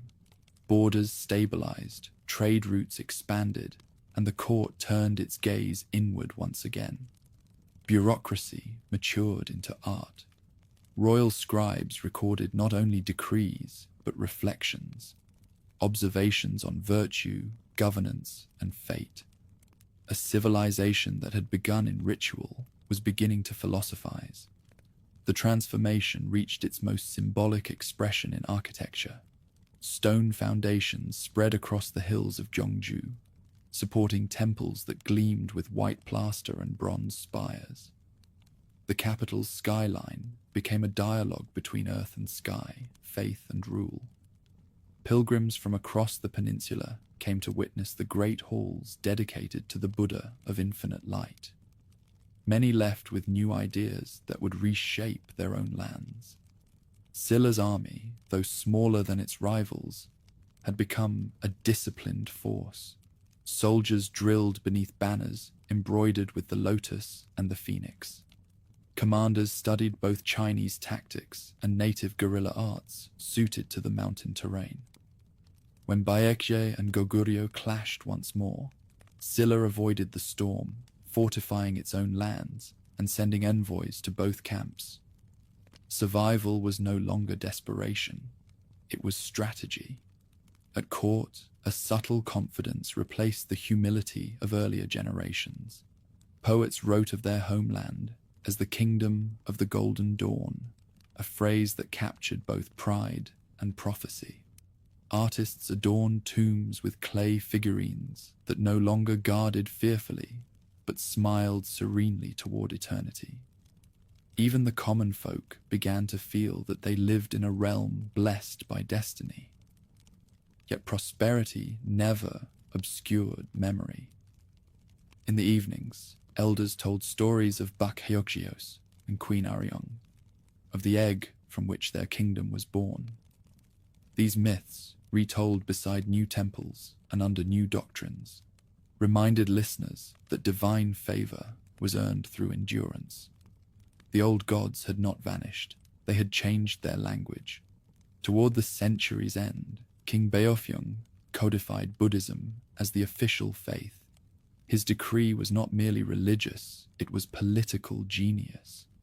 By sanctifying the crown through a universal doctrine, he lifted Silla above tribal divisions. The kingdom became more than land or lineage. It became idea. Monks joined ministers in advising the throne, and temples became schools for both spirit and intellect. What began as survival had ripened into confidence. The court's alliances reached far, its institutions deepened, and its faith gave it purpose. While the north and west strained under the weight of ambition, Silla seemed content to grow in silence. Yet beneath that calm lay a promise, one the world had not yet understood, that patience could be power and unity could be won, not only by the sword, but by belief. When dusk fell upon Gyeongju, lamps flickered along the palace colonnades. Their glow spread across gardens, reflecting off bronze statues of the Buddha. In the distance, the hills turned to shadow, but the capital gleamed, as though dawn lingered there a little longer than elsewhere. It was said that the kingdom's light came not from its wealth or armies, but from its steadiness, the calm fire of a people who had learned to wait until history was ready for them. A messenger galloped through the mountain pass at dawn, his breath white against the cold. In his satchel lay 3 letters, one sealed in gold, one in wax, one in blood. Each bore a promise, and none would last. Across the peninsula, treaties were written faster than they could be remembered. By this time, the 3 kingdoms were no longer youthful powers testing their strength. They were seasoned rivals, aware that every gesture might tilt the balance of centuries. Goguryeo commanded the north from its new capital at Pyongyang, a citadel of stone and ceremony. Baekje, rebuilt after its losses, regained dignity under King Muryong, whose court revived the Polish of earlier glory. Silla, steady and devout, transformed diplomacy into weaponry. The century unfolded like a game played on shifting ground. Each victory contained its own undoing, each alliance a hidden betrayal. Yet within that uncertainty, the peninsula reached a strange equilibrium, a rhythm of rivalry that sharpened all 3. From his southern capital, King Muryong sought to reclaim the prestige of the river realm. He reopened trade with China's southern dynasties and renewed friendship with Yamato Japan. Envoys crossed the sea carrying Buddhist icons, lacquered boxes, and books of verse. In return came steel and ships, signs that the island kingdom still revered its old teacher. Muryeong's diplomacy restored more than Baekje's commerce. It restored its confidence. To the north, Goguryeo monarch Jiangsu, son of the great conqueror, had turned his father's empire into a fortress. From Pyongyang, he governed a realm stretching deep into Manchuria. Under his long rule, the state matured into a bureaucratic empire of scribes, generals, and priests. The murals of its tombs no longer celebrated battle alone. They depicted banquets, scholars, and the stillness of a court certain of its grandeur. Yet grandeur conceals fatigue. The weight of territory strained even Goguryeu's iron discipline. Vassal tribes wavered in loyalty, and the southern provinces watched Baekje's revival with envy. The northern court responded by tightening its laws and summoning armies it could scarcely afford to feed. Every triumph left another frontier unguarded. Silla observed and learned. Its rulers, King Beofyung and later King Jinhung, understood that power was not a gift of size, but of structure. They codified Buddhism as state doctrine, turning faith into governance. Monks became administrators, temples became schools, and the moral order of the universe mirrored the hierarchy of the court. While other kingdoms fought to hold what they had, Silla built the machinery that would one day outlast them all. Jinhung, ascending as a young and ambitious ruler, believed destiny favored the patient but rewarded the bold. He reorganized the military, extended the borders northward, and fostered an elite brotherhood of youth known as the Hwarang, the Flower Knights. They were warriors, poets, and devotees in equal measure, bound by vows of loyalty, courage, and compassion. To their eyes, battle was not carnage, but ritual, an offering to the spirit of the nation. These reforms transformed Silla's modest army into a disciplined force. Roads and fortresses followed, cutting through the mountains and linking provinces in a network of authority. For the first time, the realm's borders matched its imagination. Across the peninsula, espionage and diplomacy replaced open war. Marriages were forged and broken to secure advantage. Baekje's princesses traveled to Gyeongju. Silla's princes wed daughters of the north. Each union carried an expiration date written in ambition. Yet through this traffic of affection and deceit, knowledge moved freely. Architects, artisans, and monks crossed boundaries with ideas as their only luggage. The shared embrace of Buddhism created unexpected harmony. Monks from Goguryeo lectured in Baekje temples. Silla novices copied their texts. Even in rivalry, a spiritual kinship formed, a recognition that all three sought enlightenment, though by different paths. For a fleeting moment, art and faith transcended politics. Bronze Buddhas cast in Pyongyang found replicas in Gyeongju. Murals from Baekje inspired frescoes in northern tombs. Civilization itself had become the one true alliance. Still, no peace endures where pride survives. By mid-century, border skirmishes erupted again. Goguryeo, anxious to reassert dominance, sent armies southward. Baekje resisted fiercely, but could not match the north's size. Silla, watching both bleed, advanced quietly into disputed lands, claiming them under the guise of protection. The map redrew itself without a single declaration of war. King Jinhung's campaigns into the Han River Valley marked a turning point. What had once been Baekje's heartland now fell under Silla's rule. Monks blessed the conquest as karmic reward for righteousness.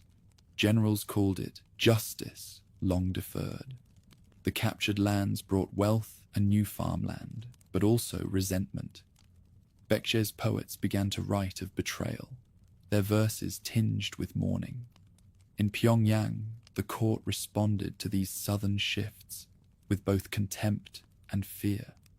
Goguryeo rulers saw in Silla's rise the echo of their own youth, organization born from belief. They dispatched envoys proposing renewed alliance against Baekje, but the trust that once bound north and east had evaporated. Every handshake concealed a blade. Through these shifting loyalties, the peninsula's destiny tightened like a bowstring.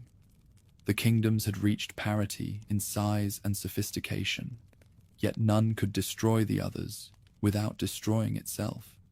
Trade continued even during campaigns. Monks traveled safely through lands their kings called enemy. The paradox of the age was that conflict produced culture as surely as peace. Underneath the pageantry, fatigue spread. Generations had grown up under ceaseless mobilization. Farmers pressed into military service, artisans conscripted to build fortresses.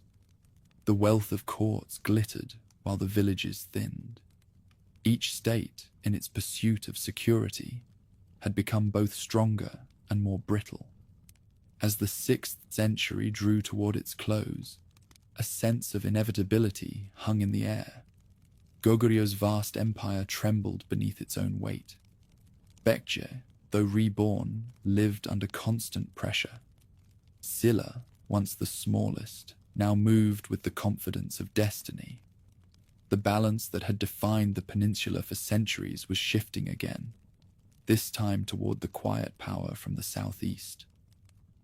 On the eve of King Jinhung's final campaign, he stood upon a high ridge overlooking the conquered valleys of the Han. Beside him, monks chanted sutras for peace, and generals waited for orders that would bring anything but. The king said nothing. He watched the river winding through mist and understood what his predecessors had not. Victory was never permanent, but unity, if it came, would have to be.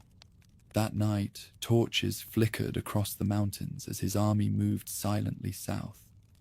In their shadows marched the future, still unseen but certain.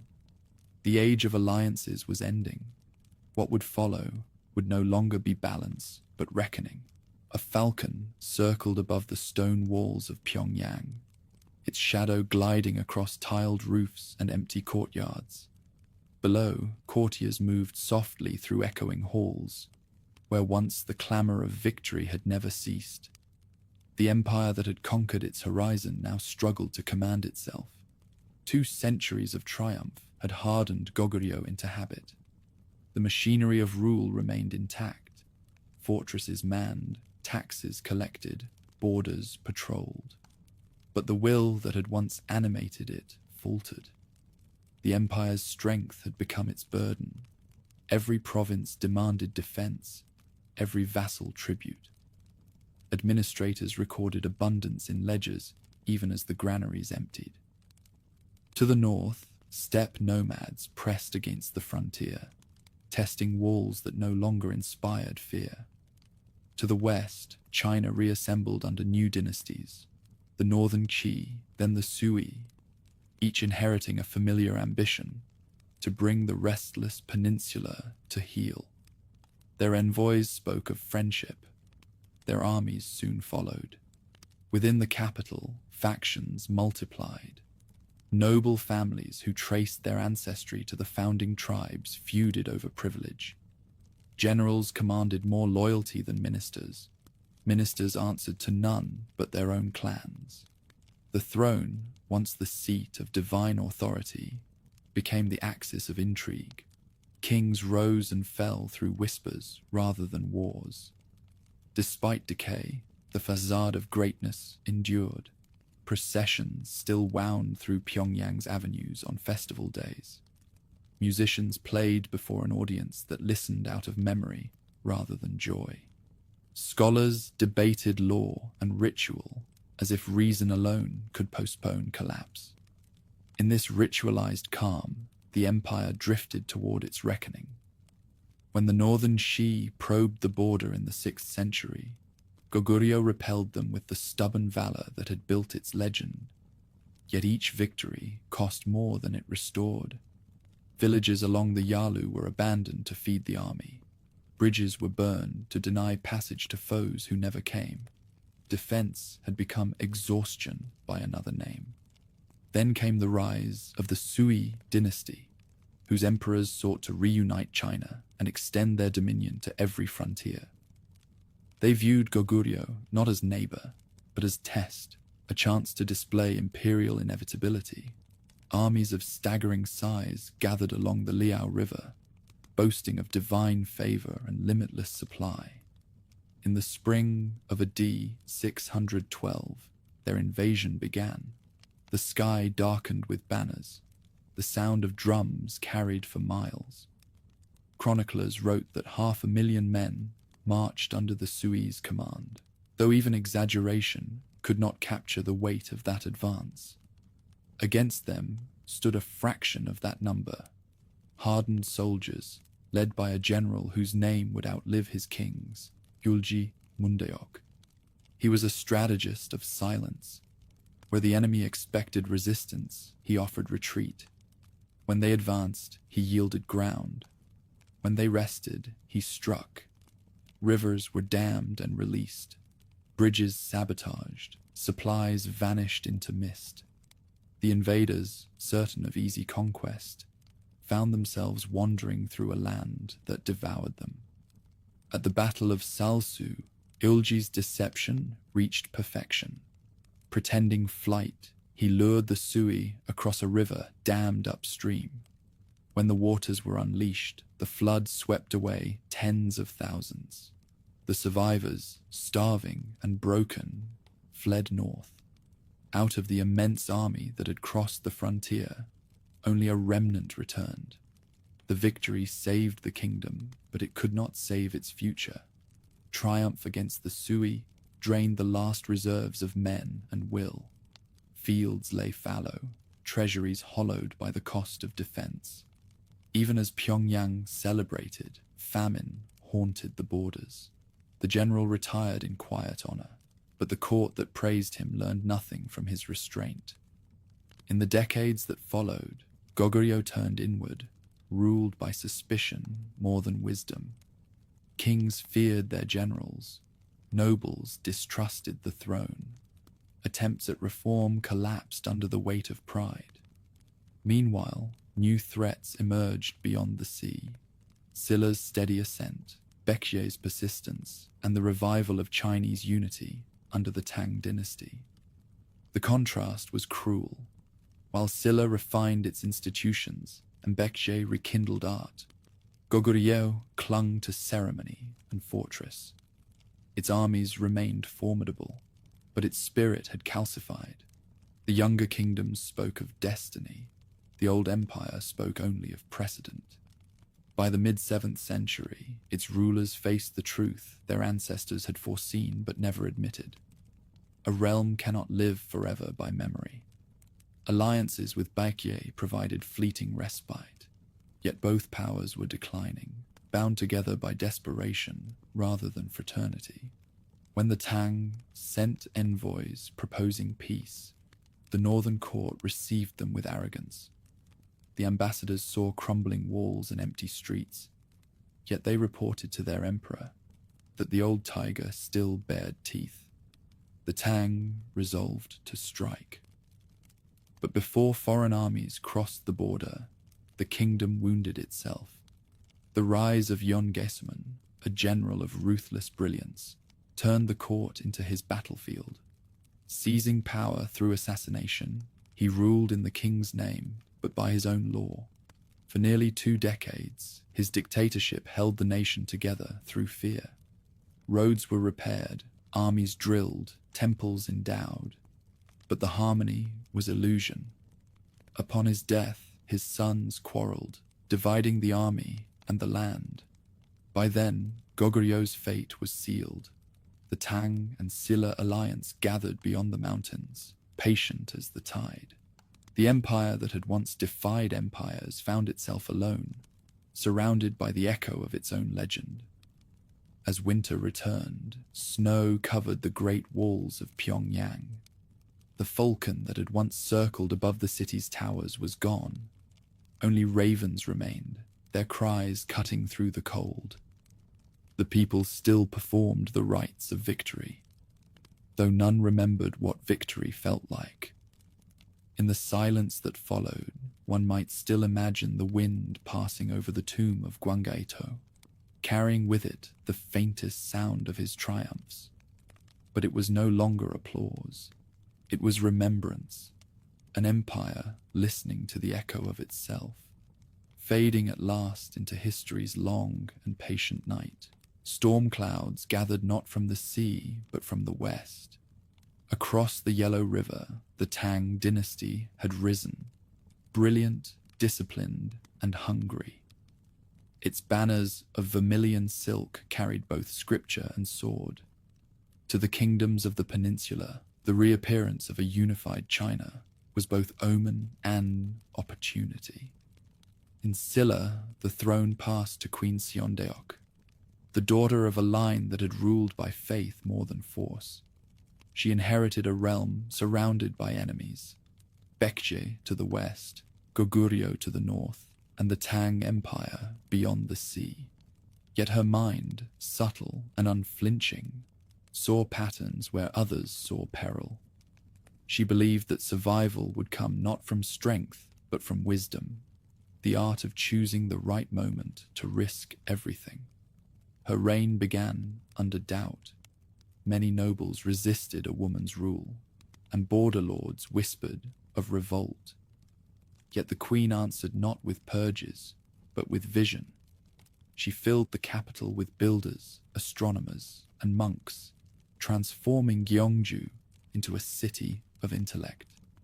The great observatory of Keomseongdae rose from the plain, a tower of stone aligned with the stars. It was more than science. It was declaration that Silla would read the heavens itself before bowing to any earthly power. Still, the heavens did not grant peace. To the west, Baekje's King Weija expanded aggressively, seizing fortresses and threatening Silla's heartland. To the north, Goguryeo's generals tested old borders, emboldened by Silla's perceived weakness.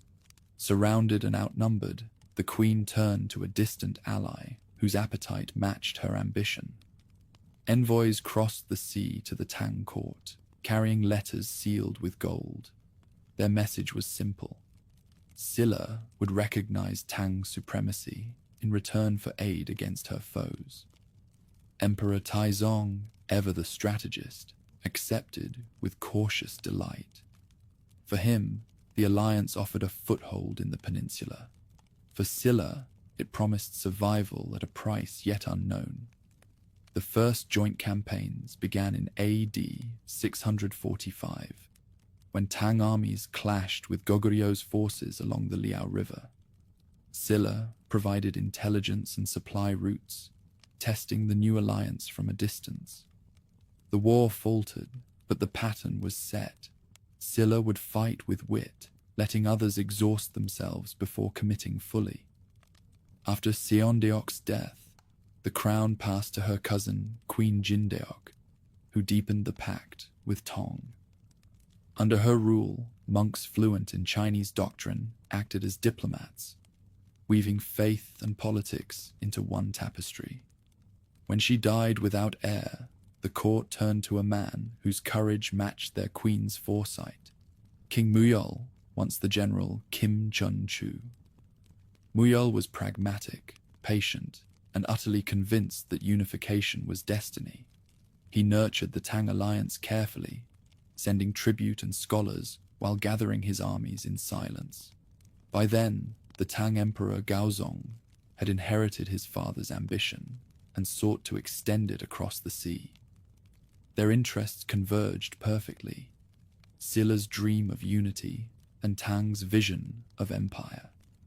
In AD 660, the storm broke. Tang fleets crossed the Bohai Gulf, while Silla's forces, led by General Kim Yushin, advanced overland toward Baekje. The campaign was brutal, swift, and decisive. At Hwangsanbeol, Silla's army met Baekje's last defenders, warriors led by the valiant General Gibaek, who fought knowing his cause was lost. The chronicles speak of his final speech to his men, that loyalty, not victory, defines honor. When he fell, Baekje's spirit fell with him. The capital of Sabi was taken soon after, its royal family captured, its temples looted, its courtiers exiled or slain. Yet even in defeat, Baekje's dignity endured. Resistance continued under the Baekje Restoration Army, supported by Japan's Yamato court. Their banners fluttered along the coastlines for years, a stubborn echo of a vanished kingdom. For Silla, victory was both triumph and burden. The alliance that had raised it to power now threatened to consume it. Tang generals occupied the conquered territories, establishing military command posts under the pretext of administration. Their banners flew beside Silla's in cities that had never known Tang rule. King Muyol, weary from the war, died before seeing the full weight of this betrayal. His successor, King Munmu, and his trusted general, Kim Yushin, understood that peace with Tang was illusion. The dragon had crossed the sea, not to aid, but to claim. Still, for the moment, Silla endured its partner's arrogance with smiles. Tribute flowed eastward. Temples were built in Tang style. The court spoke of gratitude, even as spies counted garrisons and measured roads. Gyeongju glittered, its palaces adorned with Chinese lacquer and gold, while beyond its walls, soldiers trained for an inevitable reckoning. Meanwhile, the last remnants of Baekje's faithful gathered around the monk commander Doshim and the prince Buyo Pung. They struck from the south, rallying villages that refused to accept foreign rule. Though their numbers were small, their defiance stirred the hearts of many who feared that Korea itself was vanishing beneath foreign banners. In these years, Kim Yushin became legend. A soldier of austere virtue, he carried both sword and rosary, believing that victory and salvation were the same pursuit. Under his leadership, Silla's armies moved like prayers answered. Each battle was calculated, each retreat deliberate. His discipline transformed a provincial kingdom into the finest army the peninsula had seen. The final Baekje uprising ended in fire. Its fortresses fell one by one, until only embers remained along the river valleys. Captured nobles were treated not as barbarians, but as brothers lost to time. Many were integrated into Silla's administration. Others chose exile in the Tang Empire or across the sea. The land that had once been the cradle of grace was now province of another's design. Silla's rise was complete, yet the shadow of Tang loomed larger with every victory. In Pyongyang, Goguryeo still held firm, defiant as ever. To conquer the peninsula, Silla would again need its dragon ally, and risk its own independence anew. In Gyeongju's royal hall, under lamps of bronze and silk, the aging Kim Yushin knelt before King Munmu. To unite the land, he said, we must first lose our fear of the sky. The king nodded, understanding that heaven's favor was not granted. It was claimed. Outside, spring rain fell over the city. Roads were slick with mud and blossoms. The kingdom stood poised between deliverance and danger, its banners bright against the grey horizon. The gamble that had begun with a queen's vision now reached its turning point.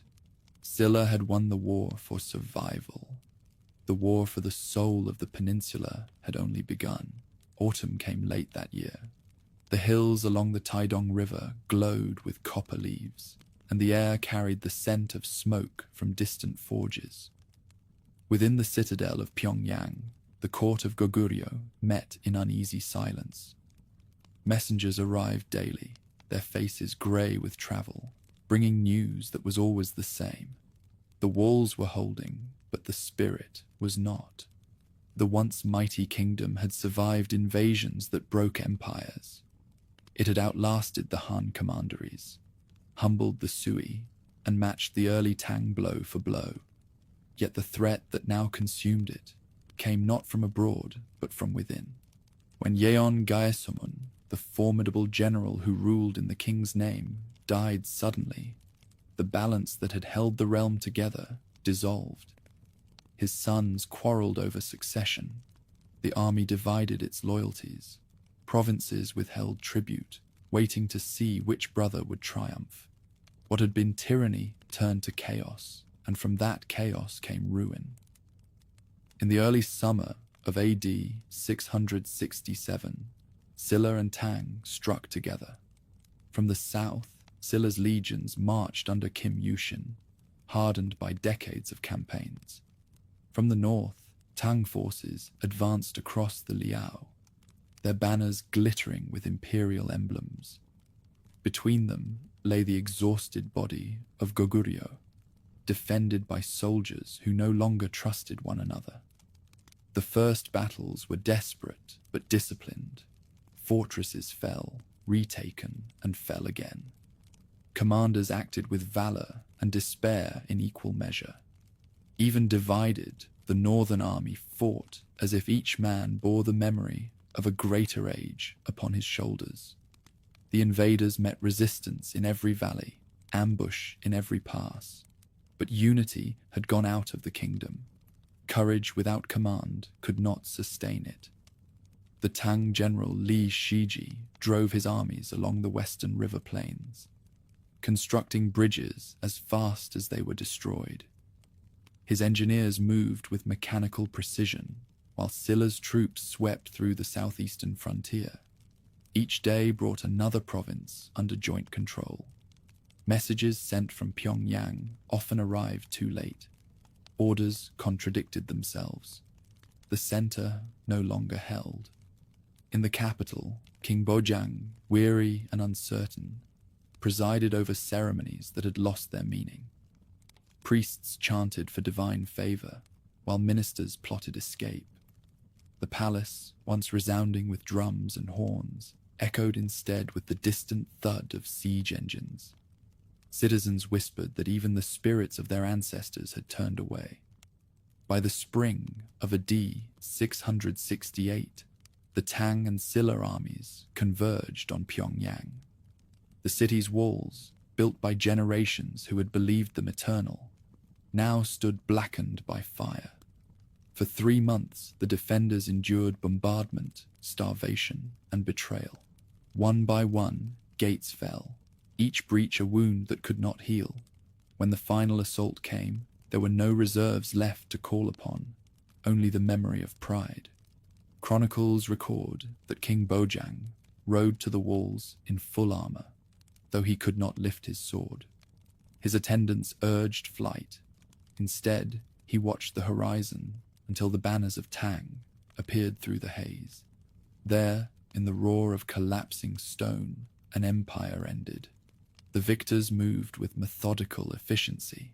Tang officers claimed the citadel. Silla's banners were allowed beside theirs for ceremony's sake. Records were seized, prisoners catalogued, the wealth of centuries inventoried like spoils of archaeology. The conquerors found in Pyongyang libraries of scrolls, bronze statues of ancestors, and tombs so vast they mistook them for palaces. The empire they had destroyed astonished even them. When the fires subsided, the river carried its reflection of ruin downstream. Entire families of scholars and craftsmen were taken north into China as hostages or guests, depending on the chronicler.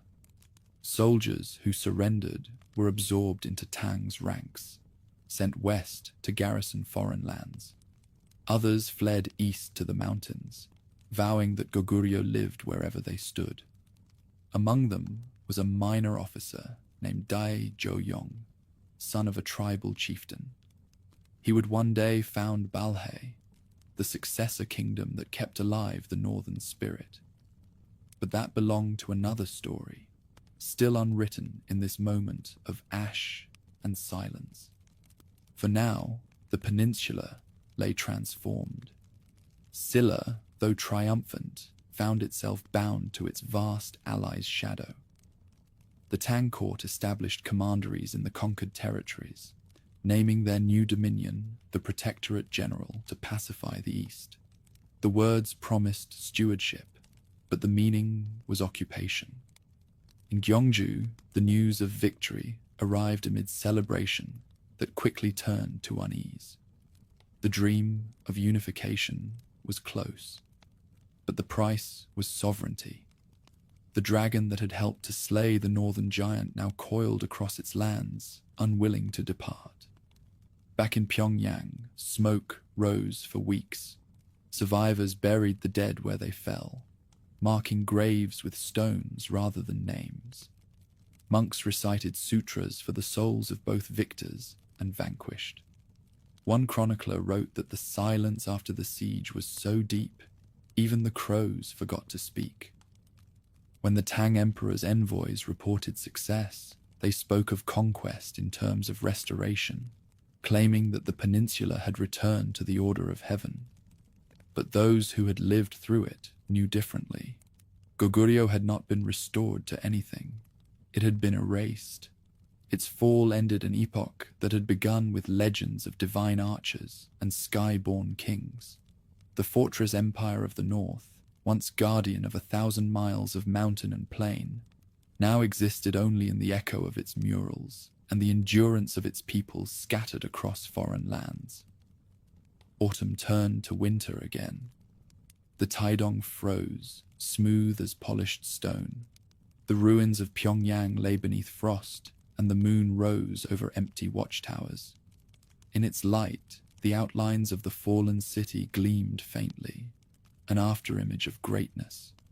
The wind moved through broken gates, and the sound was neither lament nor victory, only history exhaling the breath of an empire finally at rest.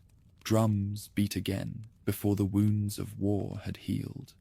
The banners that had once flown beside Silla's in brotherhood now advanced against them. Along the river valleys and mountain passes, soldiers recognized the colors of their former allies and understood too late that deliverance had come wrapped in conquest. After the fall of Goguryeo, the Tang Empire claimed the peninsula as its reward. Imperial commissioners carved it into provinces, their new dominion called the Protectorate General to pacify the East. The phrase sounded benevolent. The reality was occupation. Chinese governors took residence in Pyongyang and the lands of former Baekje. Garrisons lined the roads Silla had built, their standards bearing the golden dragon of Tang. In Gyeongju, King Munmu, successor of the late King Muyol, received the news in silence. The alliance that had delivered unification now threatened to erase it. Envoys from the Tang court brought letters filled with polite deceit. Congratulations on victory, instructions on obedience. The young king read them, folded them carefully, and began preparing for another war. At his side stood General Kim Yushin, grey-haired but unbroken. Together they gathered the remnants of Silla's army, veterans tempered by years of struggle. "We once fought to reclaim our land," the general told his captains. "Now we fight to keep it." The Tang underestimated their former partner. They believed Silla too small, too indebted to resist. Imperial officials planned the integration of the peninsula as if arranging a ceremony, unaware that beneath their feet a new resistance was already taking form. In the western provinces, local chieftains who had served Baekje rose again, rallying to Silla's cause. Old rivalries dissolved before a shared enemy. Monks carried messages disguised as prayers. Farmers hid weapons among their harvests. Across valleys and coasts, the cry spread. Korea, for Koreans. The first clashes came swiftly. At Mysok Pass, Silla's forces ambushed a Tang detachment moving to secure the southern roads.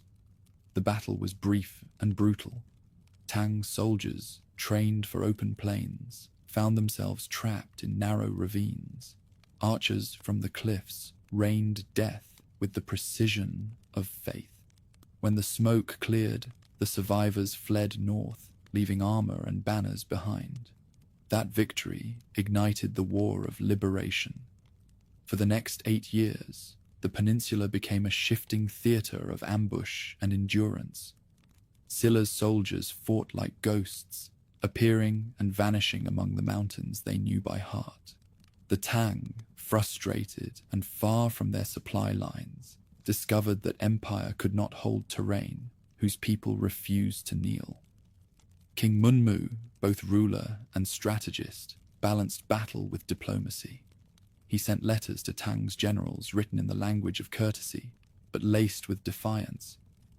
"You came as guests. Do not mistake our hospitality for surrender." The words circulated even among Tang's troops, unsettling men who had begun to doubt the purpose of their campaign. While armies clashed, monks in Gyeongju prayed daily for peace. Temples rang their bells, not in celebration, but in warning. The capital became both sanctuary and forge. Women wove banners for the troops. Children carried messages between garrisons, and blacksmiths worked by torchlight. The entire kingdom, from noble to peasant, moved with one heartbeat. The Tang emperor sent reinforcements from the mainland, hoping to crush rebellion through sheer magnitude. But distance was Silla's ally. Storms wrecked fleets crossing the Yellow Sea. Supply caravans vanished into fog. The empire that spanned deserts and mountains faltered before the persistence of a single small nation. By AD 675, the tide had turned. At Chiljung Fortress and Goguryo's old northern strongholds, Silla's armies struck with decisive precision. Former enemies, soldiers of Baekje and Goguryo, now fought under the same banner. Their divisions burned away by shared defiance. Chronicles tell of monks blessing the troops before battle, chanting sutras until the ground itself seemed to tremble. Kim Yushin, aged yet relentless, led from the front. He no longer sought glory, only conclusion. In one letter to the king, he wrote, "The empire across the sea commands 1,000 armies, but heaven favors those who defend their home." When he died soon after the final campaigns, his ashes were placed by royal order near the sea, facing the waters from which the invaders had come. By AD 676, Tang's forces withdrew beyond the Taedong River. Their officials, who had ruled with arrogance, departed under escort, leaving behind their monuments half-finished. The war had cost thousands of lives and uncounted temples, but for the first time, the peninsula stood under one native crown. The dream that had haunted kings for centuries had become reality, though not through unity of conquest, but unity of resistance. Victory did not bring exaltation. The fields were scarred, cities half-emptied, and families scattered. The court declared mourning for both friend and foe. In Gyeongju's temples, prayers were recited for the souls of all who had died, Tang and Korean alike. The new state called itself Unified Silla, yet those who built it knew unity was never simple. It had to be renewed with every breath. King Munmu reigned as the first ruler of a peninsula truly free. He refused the Tang offer of imperial titles, writing in reply, "The sea protects us, heaven judges us." No other master is needed. His humility masked resolve. Under his command, Silla's borders stabilized along the Taedong, and fortresses were rebuilt not for expansion, but for vigilance. Legends say that when Munmu lay dying, he asked to be buried in the sea, that he might guard his realm as a dragon against future invaders. Whether true or not, fishermen along the coast swore that on stormy nights, a glimmering shape moved beneath the waves, neither fish nor spirit, but the soul of a king keeping his watch. In the years that followed, peace returned like a stranger learning how to speak again. The peninsula, weary from centuries of division, began to heal. Temples rose where fortresses had stood, and villages sprouted from fields once soaked in blood. Silla, the smallest of the ancient kingdoms, had outlasted them all, not by size or fortune, but by endurance of will. When the last Tang ships vanished beyond the horizon, the people gathered along the coast to watch the sea reclaim their wake. No cheers, no vengeance, only a long exhale, as if the land itself was breathing for the first time. What remained was fragile but whole, a single nation drawn from the ashes of three. The dragon had departed, and the hills of the south once more belonged to themselves. A bell tolled in Gyeongju, its resonance rolling across the hills like a wave of bronze. The sound marked no warning and no victory. It marked time itself. For the first time in living memory, Korea breathed without war. Under unified Silla, the peninsula entered an age that later generations would remember as golden. The fields of the south ripened undisturbed, cities filled with artisans and monks instead of soldiers. The scars of division faded beneath stone and prayer. What centuries of conquest had failed to achieve, endurance had made possible. King Sinmun, son of the sea-born Munmu, began the work of transformation. He reorganized the land into 9 provinces and 5 capitals, a structure that joined mountains, coasts, and plains under a single system of governance. Fortresses became administrative centers. Garrisons became towns. The throne sent inspectors to the farthest borders, ensuring that unity was not only a word, but a presence. The court grew luminous with confidence.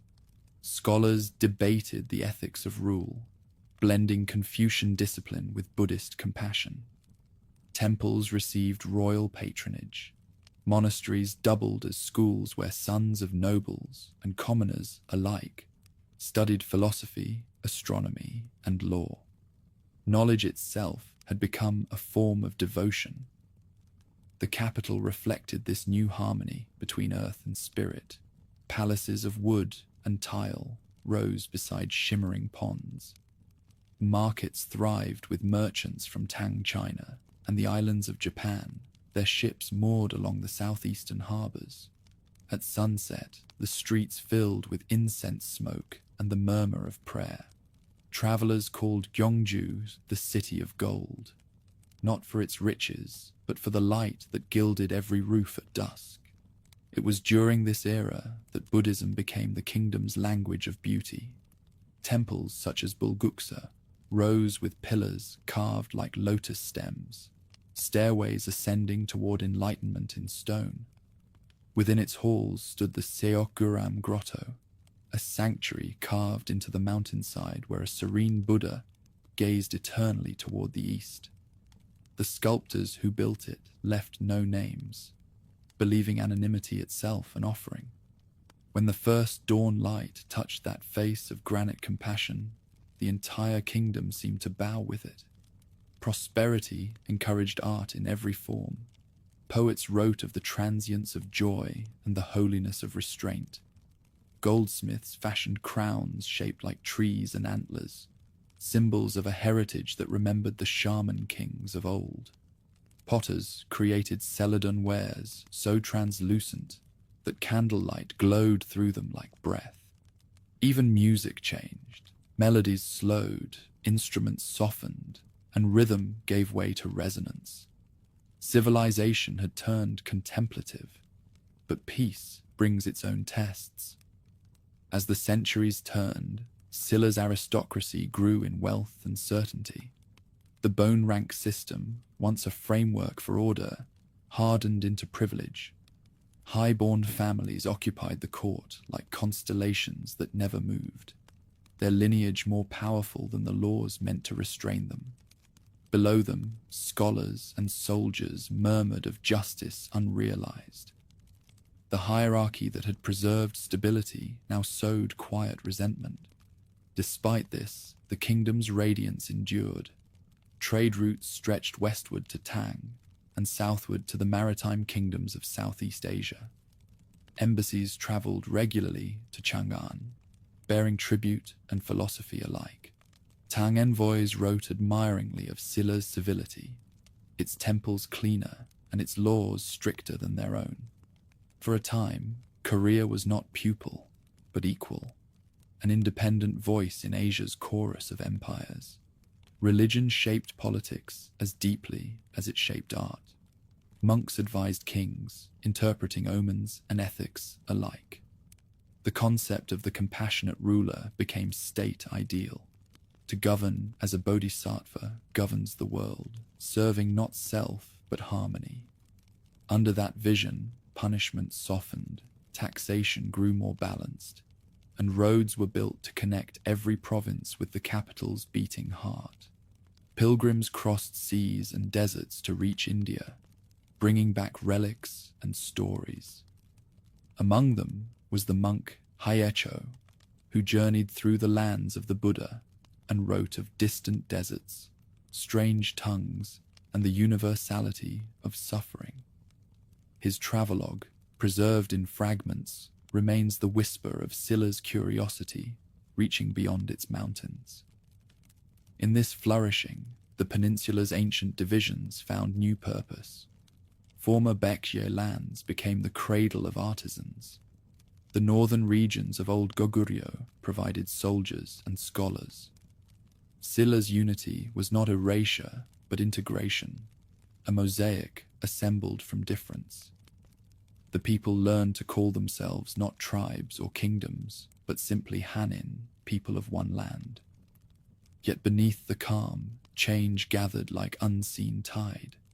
The monarchy's moral authority waned as noble clans tightened their grasp on wealth and power. Monasteries grew vast and affluent, rivaling the state itself. The same faith that had once sanctified kingship now offered refuge from its decay. In the eyes of peasants, monks became truer guardians of compassion than those on the throne. Even so, the spirit of the age lingered bright. The 8th century's artists and thinkers believed themselves living at the center of the world's balance. They were not wrong. The peninsula, once torn by ambition, now radiated culture outward like light through silk. One court poet wrote, "The wind of peace has weight. It bends even iron." Those words captured the soul of unified Silla, a nation that learned to forge permanence not from conquest, but from quiet mastery. As evening settled over Gyeongju, lamps glowed along the colonnades of Bulguksa, their reflections trembling on water as smooth as glass. The monks' chants rose and fell with the rhythm of waves meeting shore. In that mingling of light and sound, one could feel the presence of centuries, the ache, the labor, the grace that had made such calm possible. For a moment, it seemed that history itself had paused, content to listen. But even in its twilight, unified Silla remained beautiful. Travelers approaching Gyeongju in the late 8th century still saw golden spires rising above the rice fields, still heard temple bells drifting across the valley at dawn. The capital seemed unchanged, yet the stillness concealed decay. The kingdom that had united the land now struggled to govern itself. Peace, once the fruit of endurance, had ripened into complacency. The same nobility that had served kings in hardship now ruled them in prosperity. Great families, their names stretching back to the founders, accumulated estates vast as provinces. Ministers debated ritual while peasants left their farms to escape tax and conscription. The harmony of old had curdled into hierarchy. Kings still performed the ancient rites, offerings at Namsan, prayers for rain, the reading of the sutras, but their words carried less conviction. The bone-rank system that had sustained order for centuries now suffocated it. Ambition found no outlet but rebellion, and faith, once the realm's compass, retreated behind monastery walls. By the early 9th century, Silla's bureaucracy had become both its glory and its prison. The civil administration remained unmatched in sophistication. The roads, temples, and archives still functioned. Yet each reform, intended to preserve balance, instead exposed fracture. Local governors behaved as lords in all but name. The palace whispered of treason more often than of poetry. It was an age of subtle collapse, where beauty endured longer than virtue. The city glittered while the countryside starved. Bands of dispossessed farmers gathered under wandering monks and outlaws, calling themselves the people of the true dawn. Their banners bore prayers rather than emblems, but they fought with desperate strength. In the reign of King Hyondeok, the first open uprisings flared. Villages refused to deliver grain. Temples fortified themselves against tax collectors. The government answered with decrees and pardons, alternating mercy with fear. Each concession bought months, not peace. The 9th century unfolded in cycles of rebellion and reprieve. Yet even as authority faltered, culture persisted. Artists still carved Buddhas into cliff faces. Poets still wrote of transience with elegance that bordered on acceptance. In their verses, one hears resignation more than grief, a belief that all empires must pass, as all seasons do. The kingdom's decline was not sudden, but tidal. To the west, the provinces that had once belonged to Baekje remembered their independence. In the north, descendants of Goguryeo whispered of forgotten glory. The unity achieved through centuries of struggle was dissolving back into its elements. When King Gyeongmun ascended the throne in the mid-9th century, he sought to restore vigor. He repaired fortresses, appointed new ministers, and proclaimed moral renewal. Yet every act of reform tightened the knot of opposition. The nobles resented interference. Monks feared taxation. Even the loyal grew weary of decrees that changed nothing. Beyond the borders, new powers were stirring. The descendants of Goguryeo exiles had founded Balhae, a northern kingdom that traded silk for furs and letters with Tang China as an equal. Its embassies passed through Silla's lands with courteous disdain, reminders that Korea's northern soul had not vanished. To the west, the Tang itself was fracturing under warlords and rebellion. The age of centralized empires was ending, and Silla, for all its learning, could not escape that gravity. When King Haeonggang came to power, even the throne's sanctity was questioned. Provincial magnates minted their own coins and levied armies. The royal court, trapped between pride and helplessness, alternated between bribes and pilgrimages. The monks prayed louder, the peasants listened less. The final unraveling came in the 10th century. In the south, a soldier named Gyeon Hwon, claiming descent from Baekje's royal line, seized the city of Wonsan and proclaimed the birth of later Baekje. To the north, the charismatic Gung Ye, a self-proclaimed monk king, gathered followers among disillusioned farmers and founded later Goguryeo, later renamed Taebong. Between them lay the weary remnant of Silla, hemmed in and hollow. The peninsula once more echoed with the clash of banners, the later three kingdoms. Yet these wars felt different, less crusades of destiny than struggles of exhaustion. Each claimant invoked the past to justify the present. but none commanded the faith that had once made kings divine. In Gyeongju, the royal court maintained ceremony, even as couriers brought news of defeat. The king's processions continued, though the crowds had thinned to curiosity. The drums beat, but the rhythm was hollow. Ministers debated omens. Astrologers blamed the stars. Only the monks kept their composure, reminding all who listened that impermanence is the law of heaven.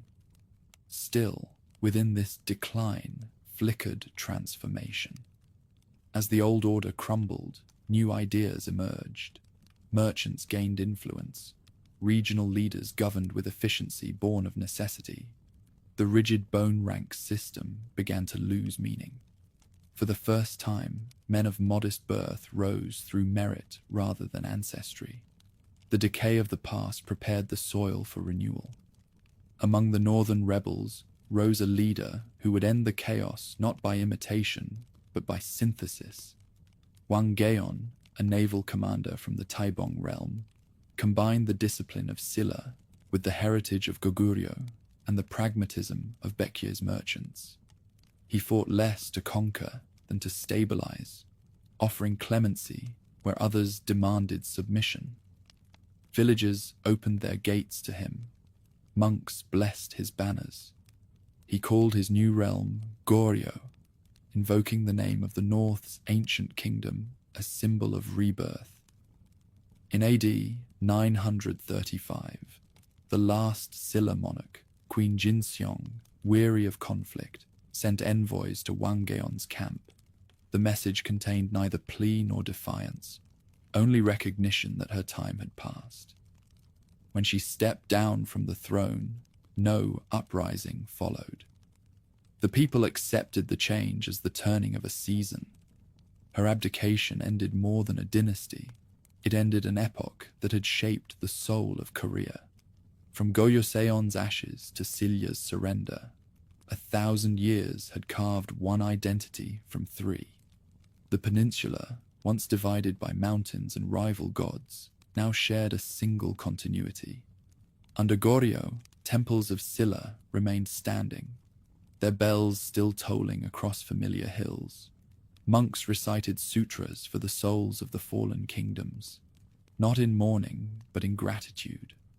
The stones of Bulguksa gleamed as they always had, bearing witness that even in impermanence, beauty endures. Historians later wrote that Silla died peacefully, and in that peace lay its greatest achievement. It had taught the land how to be whole. Its kings had learned restraint where others sought expansion. Its people had discovered unity not in conquest, but in endurance. From that endurance flowed the language, art, and faith that would define Korea's spirit for centuries. When evening falls upon Gyeongju today, the hills glow softly in the last light. Beneath their slopes lie tombs of kings and queens, each mound a heartbeat of the past. The grass bends with the wind, and the air still carries the scent of pine and incense. No banners fly, no drums resound, yet something of that ancient rhythm remains, the pulse of a civilization that learned how to end without vanishing. The age of Silla was over, but the memory of its harmony had already become the foundation of everything that followed.